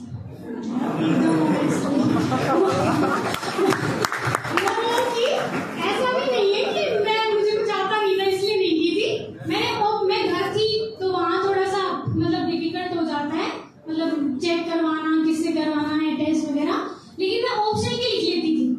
मैंने बोला ना ऑप्शन में तो मैं ऐसा मतलब हो गई थी प्रीलिम्स से पहले कि मैं टेस्ट लिख लेती थी सारे, तो ऑप्शनल की आंसर राइटिंग मैंने शुरू कर दी थी पहले से, जब मैं पढ़ती थी तो उस टाइम कर देती। लेकिन प्रीलिम्स की मैंने अच्छे से मतलब 1-2 क्वेश्चन लिखे होंगे, लेकिन वो वैसे लिखे थे बस कि 10 मिनट में लिख रही हूँ, 15 मिनट में एक क्वेश्चन लिख रही हूँ, लेकिन एकदम सीरियस वाली प्रीलिम्स के बाद शुरू की थी। प्रीलिम्स के बाद मैंने मेंटरशिप ज्वाइन किया था दृष्टि वाला, और यहाँ मतलब इन्होंने टेस्ट सीरीज जो भी प्रोवाइड करवाई और डेली टेस्ट होते थे, लेकिन मैंने यहाँ बहुत ऑनेस्टली से किया है, मतलब ऐसा नहीं है कि मैंने उस टाइम नहीं किया, तो मैंने यहाँ भी ऐसे ही किया। मैं डेली टेस्ट लिखती थी मतलब जो डेली वाला होता था, और जीएस के भी मैंने लास्ट टाइम तो सारे टेस्ट लिखे थे, जितने भी हमारे टेस्ट हुए थे जीएस के 16-22 पता नहीं कितने हुए थे, तो सारे लिखे थे। लेकिन आपको इतना तैयार रहना है, ऐसा नहीं है कि अब मैंने ऐसे बोल दिया है कि मैंने नहीं लिखा तो आप भी नहीं लिखेंगे। मतलब प्रीलिम से पहले आपको सारा सिलेबस हो जाना चाहिए और आप इतने कॉन्फिडेंट हो जाना चाहिए कि हाँ मैं लिख लूंगा, लिख लूंगी, ठीक है। तो मुझे लगता है कि प्रीलिम्स के बाद भी अगर आप शुरू करेंगे लेकिन आप अच्छा लिखते हैं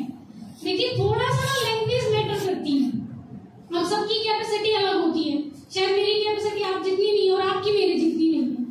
तो मैं थोड़ा, मेरी लैंग्वेज थोड़ी सी मैं वैसे लिखती थी, मतलब अच्छे अच्छे शब्द, भारी भरकम वाले, अभी भूत और पता नहीं क्या क्या लिख रहे थे ट्यूशंस में, है ना। तो थोड़ी सी लैंग्वेज आपकी अच्छी होनी चाहिए। जैसे आप हिंदी पढ़ेंगे, न्यूज़पेपर पढ़ेंगे या जो भी पढ़ेंगे, और हिंदी साहित्य वालों की तो हिंदी साहित्य से हो जाती है थोड़ी सी भी, तो मुझे लगता है लैंग्वेज आपकी अच्छी होनी चाहिए ताकि जब आप लिखें तो अच्छा लिखें, ठीक है। तो आंसर राइटिंग बहुत जरूरी है, बहुत जरूरी है। मतलब मुझे ऐसा लगता है कि आपको तो कोचिंग आपके पास अवेलेबल है, डेली आपके टेस्ट होते हैं, तो आपको लिख लेना चाहिए। देखिए मैं ये नहीं कहूंगी कि हमें हमेशा डिसिप्लिन ही रहना है एकदम, और सारे टॉपर्स एकदम डिसिप्लिन रोज ही लिखते हैं, ऐसा नहीं होता है। लेकिन फिर भी आंसर राइटिंग आपको प्रीलिम्स से पहले शुरू कर देनी चाहिए। मतलब प्रीलिम्स के बाद तो आपकी चेक भी होने लग जाएगी, मतलब आपकी तो पहले भी चेक हो जाती है डेली जो टेस्ट है, तो जो डेली टेस्ट होते हैं वो लिख लिया करें। मतलब थोड़ा सा उसमें ना मुकर ना करें, बस थोड़ा डर रहता है। जब एक बार आप लिखना शुरू कर देंगे ना, उसके बाद दिक्कत नहीं आएगी। और मैं थोड़ा सा फॉर्मेट बता देती हूँ कि आंसर राइटिंग कैसे करनी है। जैसे ये तो पता है, सबसे पहले इंट्रो होता है। इंट्रो में क्या करना है, 2 से 3 लाइन का लिखना है, पैराग्राफ में लिखना है। जैसे कुछ भी कोई स्कीम पूछा है या कोई वाटर पोल्यूशन पे पूछा है, कुछ भी क्वेश्चन पूछा है, मतलब फ्रीडम स्ट्रगल, 1857 की क्रांति, कुछ भी इंट्रोडक्शन लिखना है आपको 2 से 3 लाइन का, ठीक है। उसके बाद जो उसकी मेन बॉडी है, जो क्वेश्चन की मुख्य डिमांड है, मतलब जो उसमें पूछ रखा है। देखिए डिमांड समझना बहुत जरूरी है, बहुत जरूरी। मतलब वहां इतना प्रेशर होता है मेंस के टाइम कि आपको बस पढ़ना है क्वेश्चन, डिमांड समझना और सीधे लिखना है। इतना टाइम बिल्कुल नहीं होता है कि आप उस टाइम सोच पाए। अगर आपका पेन रुक गया बीच में तो इसका मतलब क्वेश्चन छूटेगा। तो इसलिए आपको पहले से इतना प्रिपेयर होके जाना है कि उस टाइम आप इतने, मतलब आपकी इतनी प्रैक्टिस हो जाए कि आप क्वेश्चन पढ़ें और डिमांड अच्छे से समझना है, एकदम अच्छे से। अगर वो रीजंस पूछ रहा है तो आपको रीजंस ही लिखने हैं। कभी कभी मिस्टेक हो जाती है, मुझसे भी हो गई 1-2 क्वेश्चंस में, सबसे हो जाती है शायद, लेकिन मैं मतलब आपको यही सजेस्ट करूंगी कि डिमांड एकदम गलत नहीं समझनी है। जो वो पूछ रहा है चाहे उसमें 10 सेकंड लग जाए, एक बार रुक के आप क्वेश्चन अच्छे से पढ़िए, हिंदी में भी पढ़िए, देन इंग्लिश में पढ़िए। क्योंकि कभी कभी मिसप्रिंट, मतलब ऐसा, मतलब ट्रांसलेशन में हो जाता है कि वो इंग्लिश में कुछ पूछ रहे, हिंदी में कुछ पूछ रहे। तो आप हिंदी का भी पढ़िए, उसके बाद इंग्लिश का पढ़िए, और फिर अपनी, मतलब जो उसने पूछा है एग्जैक्ट वही डिमांड लिखनी है आपको, मतलब उसका ही आंसर लिखना है। तो बॉडी में आप वही लिखेंगे जो उसकी मेन डिमांड है। उसके बाद कंक्लूजन। हाँ, और एक सेकंड, बॉडी में लिखेंगे कैसे? देखिए कोशिश करिए कि जितने एस्पेक्ट्स वो पूछ रहा है, जितने डायमेंशन वो पूछ रहे हैं, सारे कवर हो जाए। चाहे 10 नंबर का क्वेश्चन, इस बार GS2 में शायद एक क्वेश्चन आया था, ब्रिक्स के बारे में पूछा था और सार्क के बारे में पूछा था, 10 नंबर में पूछा था। उसमें उसने ये भी पूछा ये क्या होता है, इनमें डिफरेंस भी बताओ, इनमें समानताएं भी बताओ, आगे की राह भी बताओ, ये इससे अलग कैसे, मतलब 4-5 चीजें पूछी थी 10 नंबर में। और 10 नंबर में सिर्फ 2 पेज होते हैं, एक ऐसे एक ऐसे। तो कोशिश करना है चाहे आप 2-2 पॉइंट लिखें, लेकिन जितनी वो पूछ रहा है आप सारी एड्रेस करें। मतलब समानताएं भी बताएंगे आप, असमानताएं भी, जितनी वो पूछ रहा है, जितने एस्पेक्ट वो पूछ रहा है, चाहे आपको 1 पॉइंट आता हो, 2 पॉइंट होता है, दैट डजंट मैटर, लेकिन जितने वो पूछ रहा है आपको सारे एड्रेस करने। दूसरा, कोशिश करनी है कि आप पॉइंट फॉर्म में लिखें, ठीक है। मतलब जितना, मतलब एग्जामिनर के लिए हमें ये इजी बनाना है कि हम, मतलब वो आसानी से चेक करें। आप पॉइंट्स में लिखेंगे तो उसके लिए इजी रहेगा कि वो आराम से जो भी आप कहना चाह रहे हैं वो समझ जाए। तो कोशिश करिए जब टेस्ट लिखे तो पॉइंट्स में लिखें। और मैं ऐसे लिखती थी, जैसे पहले इंट्रोडक्शन दे दिया, मान लो 3 लाइन का यहाँ तक हो गया, उसके बाद जो उसने मेन पूछा है मैं यहाँ हेडिंग बना देती थी। ब्लैक पेन से अगर आप कंफर्टेबल है तो ब्लैक से, अदरवाइज ब्लू से बना दीजिए, क्योंकि पेन जब चेंज होता है तो वो थॉट प्रोसेस एक बार रुकती है। ये इस बार मुझे लगा कि ऐसा होता है। लास्ट टाइम तो मैंने बस पेपर पूरा कर दिया था कि पूरा हो जाए, बस किसी तरह जो आता है लिख देना है बस। लेकिन पेन चेंज भी किया लास्ट टाइम, मतलब ब्लैक ब्लू। इस बार नहीं किया, सिर्फ ब्लैक मतलब ब्लू से लिखा है, क्योंकि मुझे लगता है थोड़ा सा वो थॉट प्रोसेस रुकती है, पेन चेंज करते हैं उस टाइम। तो हेडिंग बना दीजिए बस ऐसे, आप उसको बॉक्स में कर दीजिए। उसके बाद यहाँ पॉइंट डाल, उसके बाद यहाँ नंबर डालेंगे और पॉइंट्स लिखेंगे। कभी कभी ऐसा होता है कि इसकी सब हेडिंग बनानी होती है। तो मैंने ये किसी टॉपर से सुना था, मतलब उसकी शायद कॉपी देखी होगी, शायद सुना होगा। तो मैं यहाँ ऐसे 1.1 ऐसे बनाती थी, फिर ऐसे लिखती थी इसमें ऐसे, फिर यहाँ इसके लाइन पे लिखती थी 2, फिर ऐसे। तो इससे थोड़ा सा अच्छा लगता है, मतलब देखने में समझ में भी आता है कि ये हेडिंग है और इसकी ये सब हेडिंग्स है। 1.1 1.2 ऐसे ए लिखते हैं तो ज्यादा टाइम लगता है हिंदी वाले, तो 1 ही लिखिए, 1 फिर देन 1.1 1.2 ऐसे, ठीक है। उसके बाद आएगा कंक्लूजन। देखिए बॉडी में आपकी नॉलेज मैटर करती है, जो उसने पूछा है वो आपको अच्छे से समझ में आया है या नहीं, आपने अच्छे से एड्रेस किया है या नहीं, वो मैटर करता है। लेकिन कंक्लूजन आपको हमेशा कैसा लिखना है, पॉजिटिव, मतलब थोड़ा आशावादी होना चाहिए, मतलब भविष्य को मतलब अच्छा दिखाने वाला ऐसा होना चाहिए। तो कंक्लूजन में मैंने क्या किया था, मतलब 5-6 चीजें याद कर रखी, 5-6 चीजें याद कर रखी। जैसे एक तो अपने होते हैं SDG, एक तो हमारे होते हैं SDG, पता है ना आपको, सस्टेनेबल डेवलपमेंट गोल्स, सतत विकास के लक्ष्य। ये वाले आपको 13 के 13 याद होने चाहिए, एकदम टिप्स पे, 2 3 4 5 सारे एकदम टिप्स है। जैसे कोई भी गरीबी में क्वेश्चन आया, मुझे याद था कि SDG 2 तो डालना ही डालना है, नो पॉवर्टी जीरो मतलब पहला, सॉरी SDG 1, ठीक है। तो एकदम 13 के 13 आपको ऐसे याद हो जाना चाहिए कि क्वेश्चन आते ही आपको समझ में आ जाए इसमें ये वाला SDG डालना है। जैसे क्लाइमेट एक्शन पे आ गया तो मैं SDG 13 डालू ही डालूंगी, चाहे मैं इंट्रो में डाल दूं चाहे मैं कंक्लूजन में डाल दूं, लेकिन मैं कोशिश करती थी कंक्लूजन में डालूं। तो आप अपनी कंक्लूजन में तो SDG डालेंगे। एक अभी वो जो प्राइम मिनिस्टर का मन की बात में वो 5 प्रण वाला याद है ना, याद कर लीजिए, 5 विकसित देश और जो भी है उनका वो वाले। मैंने पूरी कोशिश की कि क्लास में जहां भी हो सके 5 प्रण 1-2 क्वेश्चन में लिख दिए, ठीक है। और उसके बाद एक था 5 ट्रिलियन इकोनॉमी बनानी है, ये मैंने 5 ट्रिलियन इकोनॉमी बना देंगे और ऐसे मतलब लास्ट में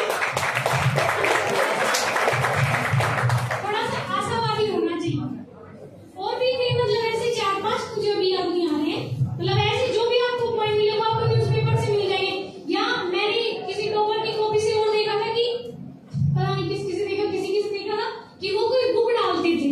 जैसे कोई ऐसा क्वेश्चन आ जाए, कोई गरीबी या विकास को लेकर, अमर्त्य सेन की बुक है काफी, तो आप कोशिश करिए कि ऐसा कुछ इनोवेशन करें कि मतलब एग्जामिनर को, क्योंकि मार्क्स वही देने होते हैं लास्ट में, तो थोड़ा सा अगर उसको लगेगा कि कुछ अलग हुआ है तो आप कोशिश करिए कोई बुक जो अच्छी है, मतलब अमर्त्य सेन की है, जो भी मतलब अच्छे लोग हैं इकोनॉमिक्स में या पॉलिटिक्स में, आप उनकी बुक कोट कर दें मतलब नीचे कि इस बुक में भी भारत के लिए ऐसा कहा गया है, तो मतलब हम आशा करते हैं कि तब तक हम ऐसा कर लेंगे, मतलब अच्छा, मतलब एक पॉजिटिव नोट पे खत्म करना है। तो कंक्लूजन डन, और तो बस यही बताना है मुझे। हाँ बोलिए। डायग्राम का यूज कैसे करते हैं? हाँ डायग्राम, देखिए टाइम इतना कम होता है, बहुत कम, सिर्फ 7 मिनट होती है 10 नंबर वाले क्वेश्चंस में, और आपको उस टाइम क्वेश्चन पढ़ना है, फिर समझना है, उसके बाद सोचना है कि अलग क्या लिखना है, उसके बाद फ्रेम करना है कि ये इंट्रो में ये ऐसे ऐसे, और फिर डायग्राम्स भी बनाने हैं। लेकिन डायग्राम्स बिल्कुल बनाइए, कोशिश करिए कि डायग्राम हर जगह में, जैसे मैप, एक तो मैप हो गया,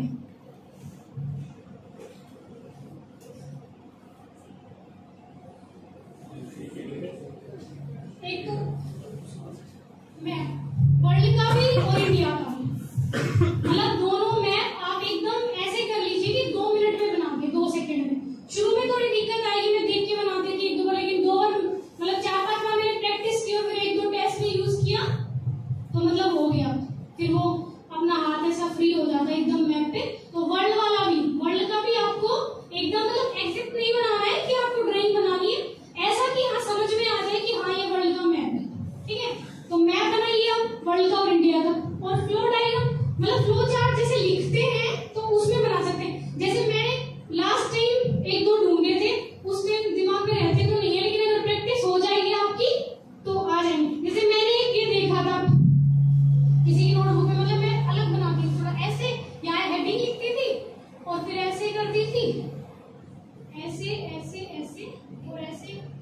किसी में देखा नहीं था, एक दो लोगों के में देखा था तो मुझे लगा अच्छा है। तो ऊपर मैं लिखती थी पॉजिटिव और नीचे मैं लिखती थी नेगेटिव, तो थोड़ा अच्छा लगता है। और अगर ज्यादा मुझे याद रह जाता तो मैं यहाँ ऐसे कर देती थी, या नेगेटिव मतलब नकारात्मक और यहाँ ऐसे करके सकारात्मक फिर लिखती थी, तो अच्छा लगता है। मतलब पूरा पेज अगर आपका आपसे पूछा गया है, कोई स्कीम दे दी और आपसे पूछा जाए कि बताइए इसके प्रोज और कॉन्स क्या होंगे, तो आप पूरे पेज पे अगर ऐसे बना रहे हैं तो मुझे लगता है ये हीट करता है।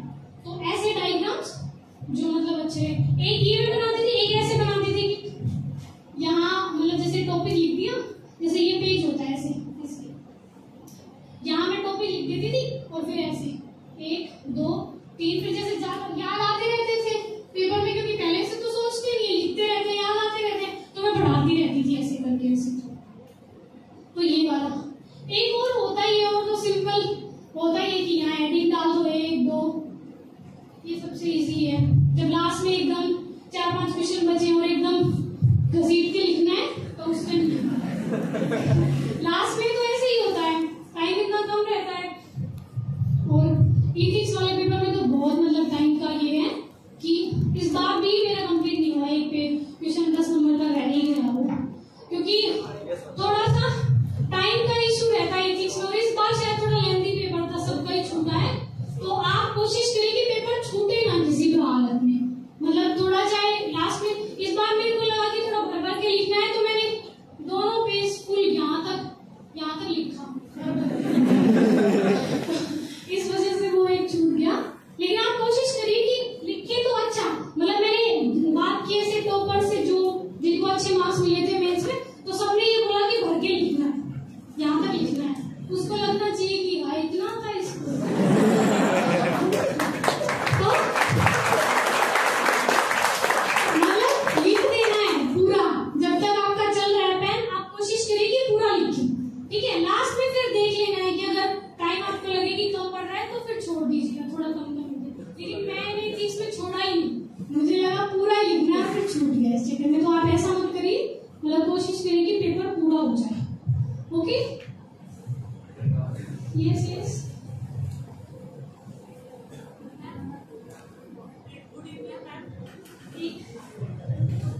Yes yes. एक्चुअली अभी आपने कहा कि भर भर के दोनों साइड के पेज फटे, हमारा क्या मतलब क्वालिटी भी होनी चाहिए। ये होता है कि जैसे मैंने कुछ टॉपर्स की कॉपी देखी तो वो ना शॉर्ट बुलेटिन पॉइंट्स में ना अपना आंसर लिख देता है पूरा। बार बार के मेरा मतलब है कि पेज पूरे होने चाहिए। मैं ये नहीं कह रही हूँ कि आप यहाँ से शुरू करें और यहाँ तक ऐसे भरे, मेरे कहने का मतलब ये है कि आपका पेज भरा लगना चाहिए। ऐसा नहीं पॉइंट्स में लिखिए, आप बिल्कुल बुलेटिन पॉइंट्स में लिखिए, जैसे ये आपने लिखा आप ऐसे पॉइंट से लिखेंगे बिल्कुल। लेकिन मेरे कहने का मतलब ये, अगर आपके पास टाइम है, आपकी स्पीड अच्छी है, तो पेज खाली मत छोड़िए। मैंने सिर्फ ये कहा, पिछली बार मतलब इस बार जब मेरा सिलेक्शन हुआ है मैंने छोड़ा था पेज, मतलब थोड़ा थोड़ा। लेकिन मैंने देखा एक दो टॉपर से जिनको मेंस में 400 से अच्छा नंबर मिले हैं, एक दो फ्रेंड्स हैं, उन्होंने ऐसे ही लिखा है, मतलब उनकी कॉपी देखी तो उन्होंने बिल्कुल प्रहलाद सर है जो जिनकी 104 रैंक है, प्रहलाद नारायण शर्मा, उनसे उन्होंने बोला कि मैंने ऐसे लिखा था, यहाँ से शुरू किया। देखिए मैं ये बिल्कुल नहीं कह रही हूँ कि आप भर देंगे तो नंबर मिल जाएंगे या आप नहीं भरेंगे तो नंबर नहीं मिलेंगे, ऐसा बिल्कुल नहीं है। मैं सिर्फ बता रही हूँ कि अगर आपके पास नॉलेज है, आपके पास टाइम है, आपकी स्पीड अच्छी है, तो कोशिश करिए कि उसने दिए हैं 2 पेज तो आप भर दें।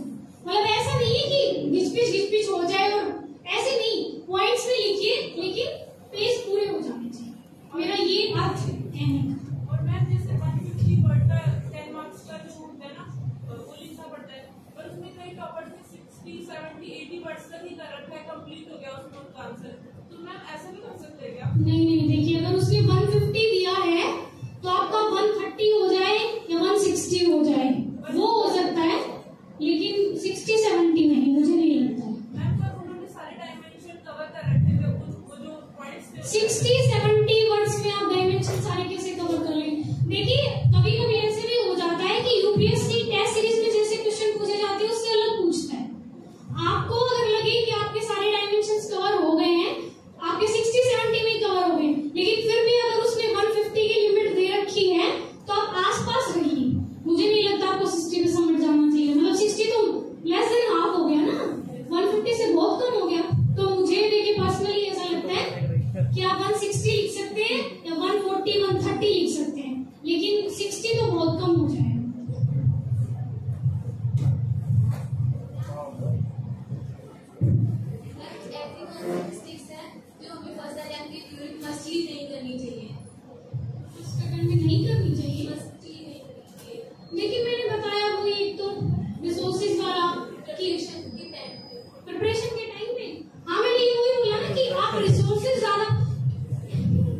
क्योंकि देखिए पहला अटेम्प्ट होता है तो हमें ये लगता है कि ज्यादा पढ़ लें, मतलब ये भी पढ़ लें, मतलब जो भी रिसोर्सेज मिल जाए वो पढ़ लें। लेकिन मुझे ऐसा लगता है कि अगर आपका पहला अटेम्प्ट है, कोई सा भी अटेम्प्ट है, जो भी अटेम्प्ट है आपका, कोशिश करिए कि आपके जो सोर्सेज है वो लिमिटेड रहे। क्योंकि मुझे ऐसा लगता है एक किताब को आप 10 बार पढ़ें और 10 किताबों को एक बार पढ़ें तो वो कुछ याद तो रहेगा नहीं उनमें से 10 में से। तो आप एक किताब को जितना आपको आता है ना आप उतना लिख आएंगे ना, तो वो इनफ है। लेकिन आपको बस फैक्ट होने चाहिए, मतलब आप अपनी बात पूरे तर्क के साथ रख रहे हैं। तो मुझे लगता है सोर्सेज अपने लिमिटेड रखिए, थोड़ा कंसिस्टेंसी रखिए। डेली 8 आवर्स तो मतलब 8 घंटे तो पढ़ना ही पढ़ना है, मतलब थोड़ा कम ज्यादा हो जाए किसी दिन, बर्थडे वाले दिन लेकिन मतलब 8 आवर्स कंप्लीट करनी है। किसी दिन 10 हो जाए, किसी दिन 6 हो जाए, लेकिन 8 घंटे कंप्लीट करनी है। Good evening ma'am. Good evening. आपके जो इंटरव्यू का जो एक्सपीरियंस था वो शेयर कर दीजिए। इंटरव्यू में जो आपका एक्सपीरियंस था वो शेयर कर दीजिए। देखिए इंटरव्यू में मुझे लगता है कि आपकी नॉलेज तो प्रीलिम्स में चेक हो गई है, मेंस में चेक हो गई है, तो इंटरव्यू में बेसिकली आपकी पर्सनैलिटी जज होगी कि आप कैसी पर्सनैलिटी है और कितना आपका कॉन्फिडेंस है। और ये सब ऐसे होता है, कह देते हैं कि ये वाला बोर्ड हार्ड है, ये वाला इजी है। बेशक से बोर्ड्स के मार्क्स में डिफरेंस होता है, लेकिन मुझे नहीं लगता ऐसा कि कोई बोर्ड ऐसा होएगा जो मार्क्स नहीं देना चाहेगा। मुझे मैम का बोर्ड मिला था सत्यवती मैम का, और वो साउथ से हैं, तो मुझे ऐसे ही बोला गया कि बहुत टफ होता है और इंग्लिश में पूछती है सारा। और मैं मतलब आपको उस टाइम ही पता चलता है जब आप वहाँ केबिन के बाहर बैठे होते हैं, जब आपका नंबर आता है आपको तभी पता चलता है कि किस बोर्ड में आपका है। मतलब एट लास्ट मोमेंट पे आपको पता चलेगा कि किस बोर्ड में आपका नंबर है, आपको इंटरव्यू देना। तो मैं जब गई, मैम का देखा मैंने नाम, मेरे को लगा यही नहीं चाहिए था और यही मिल गया। पर मुझे लगा कि ठीक है देखते हैं, मतलब उन्होंने अच्छा फील करवाते हैं, पानी वानी देते हैं बाहर आपको कि आप कंफर्टेबल रहिए। तो पानी वानी पिलाया, बोला मैम ठीक है आप, हाँ सर, जो बाहर खड़े थे बोला सर ठीक है। तो मेरा दूसरे नंबर पे था, दोपहर में था, मुझसे पहले एक लड़का था, वो बाहर आया तो पसीने से पूछते मुझे लगा पता नहीं मैम ने क्या पूछ लिया। मैंने पूछा उससे क्या रहा, उन्होंने बोला ठीक है। फिर मेरा आ गया, तब उन्होंने बोला जाइए आप अंदर। तो वो इतना टाइम देते हैं, 5 मिनट वो अपने आप करते हैं कि क्या कौन क्या पूछेगा, तब तक आप कंफर्टेबल हैं। लेकिन मैं जैसे ही अंदर गई, मैम एकदम कंफर्टेबल, मतलब बिल्कुल भी ऐसा फील नहीं करवाया कि मतलब मुझे ऐसा घबराने की जरूरत पड़े। मैंने बोला मैं कभी मैम, तो मैम ने पहले बोला गुड आफ्टरनून दिव्या, मैंने बोला गुड आफ्टरनून मैम, फिर बोला आ जाइए, फिर बैठा दिया, फिर ऐसे बोले कि चलिए कंफर्टेबल है ना आप, मैंने बोला हाँ मैम। फिर उन्होंने बोला कि हम देखिए इंग्लिश में इंटरव्यू लेंगे, आपको अगर ट्रांसलेटर की जरूरत है तो आप ट्रांसलेटर बुला सकती हैं, अदरवाइज आप अपने क्वेश्चंस कैसे भी, मतलब आंसर्स कैसे भी दे सकती है। तो मैंने बोला नहीं मैम मैं कंफर्टेबल हूँ, ट्रांसलेटर की जरूरत नहीं है। फिर मैम ने पूछे क्वेश्चन, मतलब मैम ने कोशिश की कि मुझे अच्छे से समझ में आए, लेकिन पूछे इंग्लिश में, और मैंने मतलब ऐसे मिक्स में दिया कि मतलब मैं जो कहना चाह रही हूँ मैम को समझ में आ जाए और मतलब मैं अच्छे से बता पाऊँ अपनी चीजें। तो हिंदी भी और इंग्लिश में मिक्स करके बताया मैंने, और एकदम नॉर्मल, मतलब वो आपको बहुत अच्छा फील करवाएंगे। ऐसा बिल्कुल नहीं कि मतलब वो इस बात के लिए तैयार बैठे हैं कि आपको फंसाना है, बिल्कुल नहीं। मतलब मैं जो तैयार शायद मतलब मैं चाह रही हूँ बस पिछले वाले जितने मेंटेन हो जाएं इस बार।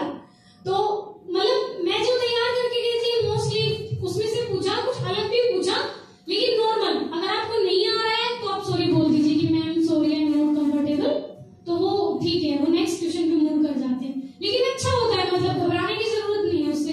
और अगर कोई पहले अटेम्प्ट में जा रहा है वहां, तो फिर तो अलग ही बात होती है। उनको भी लगता है कि भाई पहले अटेम्प्ट तक बच्चा यहाँ तक आया है और एकदम फ्रेश है, 22 साल का है, 22 साल की है, तो मुझे लगता है थोड़ा सा उसका इफेक्ट होता है।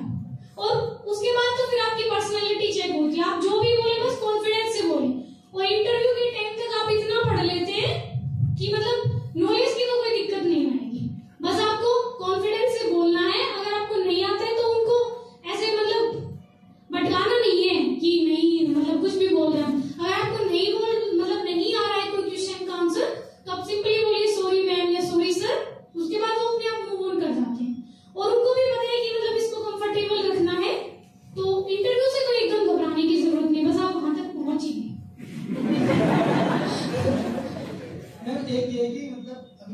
आपसे क्वेश्चन पूछ रहे थे कि मैं आपने क्या पढ़ा, तो आपने बोला कि मैंने छोड़ दिया। फिर आपने पढ़ा क्या, मैं वो बताऊं। मैंने क्या छोड़ दिया? आप बोलते कि मैंने ये नहीं किया, मैंने बोला किया, तो आपने जो मतलब बुक्स पढ़ी तो आप प्लीज बता दीजिए कि आप। तो मेरे रिसोर्सेज देखिए आपसे अलग रहेंगे बिल्कुल, और मैंने सिर्फ बोला कि मैंने मैगजीन नहीं पढ़ी। वो तो हमारे अलग रहेंगे, लेकिन एक बार बता दो आप, तक हम गाइड हो जाएंगे। मैं अपने रिसोर्सेज बता दूं? हाँ, तक हमको गाइड हो जाएगा। देखिए रिसोर्सेज तो मेरे को भी जगह बहुत ही जैसे हमसे कोई चीज छूट रही हो और आपने वो पढ़ी हो तो उसको कवर मिल जाएगा, टाइम मिला तो। आप मुझसे बिल्कुल ज्यादा कवर कर लेंगे, इस बात में कोई दो राय नहीं है। लेकिन देखिए आपके पास अपने कोचिंग के नोट्स हैं, तो आप ज्यादा रिसोर्सेज के चक्कर में मत पड़े। फिर भी अगर आपको मेरे जानने, और मैंने सिर्फ मैगजीन्स नहीं पढ़ी, मैंने डेली न्यूज़पेपर पढ़ा है, और आप इतना पढ़ लीजिए बस, मोर देन इनफ है। मैं अपने रिसोर्सेज मतलब यही रहे हैं, एनसीईआरटीज पढ़ी है, उसके बाद मतलब हर सब्जेक्ट की जो स्टैंडर्ड बुक्स रही हैं, जैसे हिस्ट्री के लिए स्पेक्ट्रम पढ़ी है, बिपिन चंद्र की दोनों बुक्स पढ़ी हैं, India after independence, sorry freedom struggle और इंडिया आफ्टर इंडिपेंडेंस दोनों, और पॉलिटी के लिए पहले एनसीईआरटी पढ़ी है, उसके बाद लक्ष्मीकांत पढ़ी है, और लक्ष्मीकांत सर की एक गवर्नेंस की भी आती है बुक, वो मैंने देखी थी, मतलब पूरी मैं पढ़ी नहीं, लेकिन मैंने देख ली थी कि हाँ इसमें क्या क्या है। और उसके बाद ज्योग्राफी के लिए माजिद हुसैन सर, पहले तो एनसीईआरटी सर की, उसके बाद माजिद हुसैन सर, लेकिन वो थोड़ी सी मोटी बुक है और थोड़ा सा पढ़ना होता है डिफिकल्ट, तो मैंने उसमें से सिलेक्टेड पढ़ा था मतलब, और मैंने ऑनलाइन भी बहुत पढ़ा था, मतलब जो टॉपिक मुझे समझ में नहीं आता था वो मैं ऑनलाइन कवर कर लेती थी, मतलब काफी टाइम लगाती थी, अगर एक टॉपिक समझ में नहीं आ रहा है तो मल्टीपल मतलब सोर्सेज से, लेकिन मैं कवर कर लेती थी। और जीसी लियोन मैंने पढ़ी है, इंग्लिश में है वो अवेलेबल, लेकिन मैंने पढ़ी है, अच्छे से पढ़ी है, नोट्स बनाए हैं उसके। तो देखिए सोर्सेज अलग हो सकते हैं। और इकोनॉमिक्स में रमेश सिंह पढ़ी है, बहुत मोटी बुक है, लेकिन मैं लाई थी ये पढ़ूंगी, फिर मैंने संजीव वर्मा ले ली, मतलब किसी को ने बताया कि संजीव वर्मा भी अच्छी है, तो मैंने संजीव वर्मा पढ़ी फिर, लेकिन रमेश सिंह भी मेरे पास थी, तो मुझे अगर कुछ उसमें अच्छा लगता था या संजीव वर्मा में समझ में नहीं आ रहा है तो रमेश सिंह भी पढ़ी थी। उसके बाद बजट पढ़ेंगे आप, इकोनॉमिक सर्वे पढ़ेंगे आप, फिर एक दो मतलब ऑनलाइन भी मृणाल सर के लेक्चर्स हैं जो मतलब, और एथिक्स के लिए लेक्सिकॉन पढ़ी थी, और उसके बाद दस्ते की टेस्ट सीरीज दी थी जो यहाँ मेंटरशिप में हुई थी, और फिर सिर्फ सर के नोट्स पढ़े थे और कुछ भी नहीं पढ़ा, बस टेस्ट सीरीज दी थी और वो भी दृष्टि की सिर्फ। और क्या रह गया? और जैसे मैंने अपनी बहुत ज्यादा काउंसलिंग करवाई है इस प्रिपरेशन से पहले, तो मैम सबने मेरे से मतलब आप बताना ये बात सही है गलत है, मतलब ये सब ये बोलते हैं कि ज्यादा पढ़ने से कभी सिलेक्शन नहीं होता, आगे पढ़ने का मतलब वो ये बोलते हैं कि सिलेक्शन होता है वो हमेशा सिंसियरिटी और मैच्योरिटी से होता है। पढ़ना तो आपको यही है, लेकिन पढ़ो कम, लेकिन अपने जीवन के अंदर जब तक आपका सिलेक्शन हो जाता है तब तक आप अपने जीवन में डेली जो नेचर है आपका उसमें सिंसियरिटी मैच्योरिटी लाए। क्या ये बात सही है? बिल्कुल बिल्कुल, वो तो होता ही है, आपकी पर्सनैलिटी में सिंसियरिटी, मैंने भी तो वही बोला है कि आप अपने लिए सिंसियरिटी का मतलब ये है ना कि आप जो कर रहे हैं उसको मेहनत से कर रहे हैं, अपने लिए ईमानदार है, अपने पेरेंट्स के लिए ईमानदार है, अपने टीचर्स के लिए ईमानदार है। और मैच्योरिटी भी देखिए डिपेंड तो करती है, लेकिन ऐसा नहीं है कि आप 21 साल अगर यूपीएससी ने डिसाइड किया है तो इसका मतलब है कि वो सिर्फ 21 साल वाली मैच्योरिटी चाह रहे हैं। अगर आप 21 साल से ऊपर हैं इसका मतलब वो मैच्योरिटी आप में है, मतलब होनी चाहिए जो यूपीएससी चाह रही है, तो एज उसने सोच समझ के डिसाइड किया है। ऐसा तो है नहीं कि मैच्योरिटी के लिए आप 10-12 साल वेट करेंगे, ऐसा तो नहीं है, पढ़ाई तो करनी है, लेकिन सिंसियरिटी मैच्योरिटी तो वो जब आप ये जर्नी ऐसी है कि आपको इतना पढ़ना है, आपको सिलेक्शन लेना है, तो मैच्योरिटी सिंसियरिटी अपने आप आ जाती है। Thank you ma'am. रिवीजन देखिए एक दिन डिसाइड कर लीजिए, जैसे संडे को डिसाइड कर लीजिए, जैसे रिवीजन मैं संडे को करती थी रिवीजन, मतलब जो पूरे हफ्ते में हमने पढ़ा है उसका संडे को रिवीजन कर लीजिए, और आप अपने हिसाब से देखेंगे। देखिए कोई दूसरा आपकी स्ट्रेटेजी डिसाइड नहीं कर सकता, आप खुद अपनी स्ट्रेटेजी डिसाइड करें। Good evening ma'am. Good evening. 2023 के लिए ऐसे कैसे तैयारी करेगी एग्जाम में झंडे गाड़ने?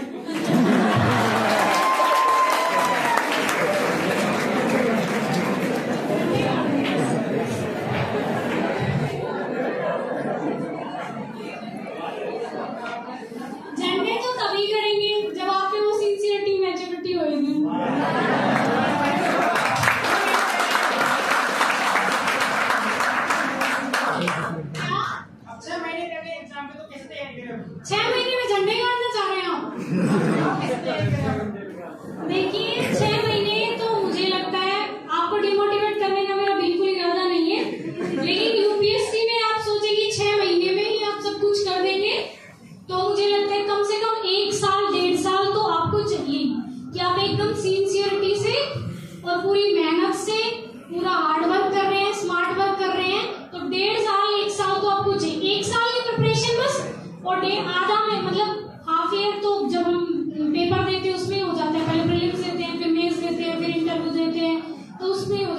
लेकिन मैं बस यही कहूंगी कि रिवीजन अच्छे से करिए, मतलब जो आपको आता है उसमें आप एकदम कॉन्फिडेंट रहिए कि अगर इस टॉपिक से क्वेश्चन आया तो मैं अटेंड कर ले जाऊंगी। मेरा बेसिक इतना मैंने स्ट्रॉन्ग किया था कि मेरे को ये था कि प्रीलिम्स में अगर बेसिक से कोई क्वेश्चन आया ना, संसद पे, राष्ट्रपति पे, राज्यसभा पे, वल्नरेबल एनिमल्स पे, IUCN पे, इन पे कुछ भी आया तो मैं कर ले जाऊंगी। मतलब बेसिक वाला क्वेश्चन तो छोड़ना ही नहीं, मुझे ये था, क्योंकि करंट थोड़ा सा डायनेमिक होता है। अगर आप खुद से प्रिपेयर कर रहे हैं तो शायद करंट मैनेज करना थोड़ा मुश्किल हो जाता है, लेकिन फिर भी ऐसा मैं बिल्कुल नहीं कह रही हूँ कि आपको करंट नहीं पढ़ना है, लेकिन मैं बस इतना कह रही हूँ कि जिस चीज में आप एकदम कंफर्टेबल हैं उस पे मतलब ऐसी कमांड कर लीजिए कि वहां से कुछ भी क्वेश्चन आएगा तो आप अच्छे से कर लेंगे। मैम जिसको इंग्लिश अखबार पढ़ना नहीं आता वो क्या करें?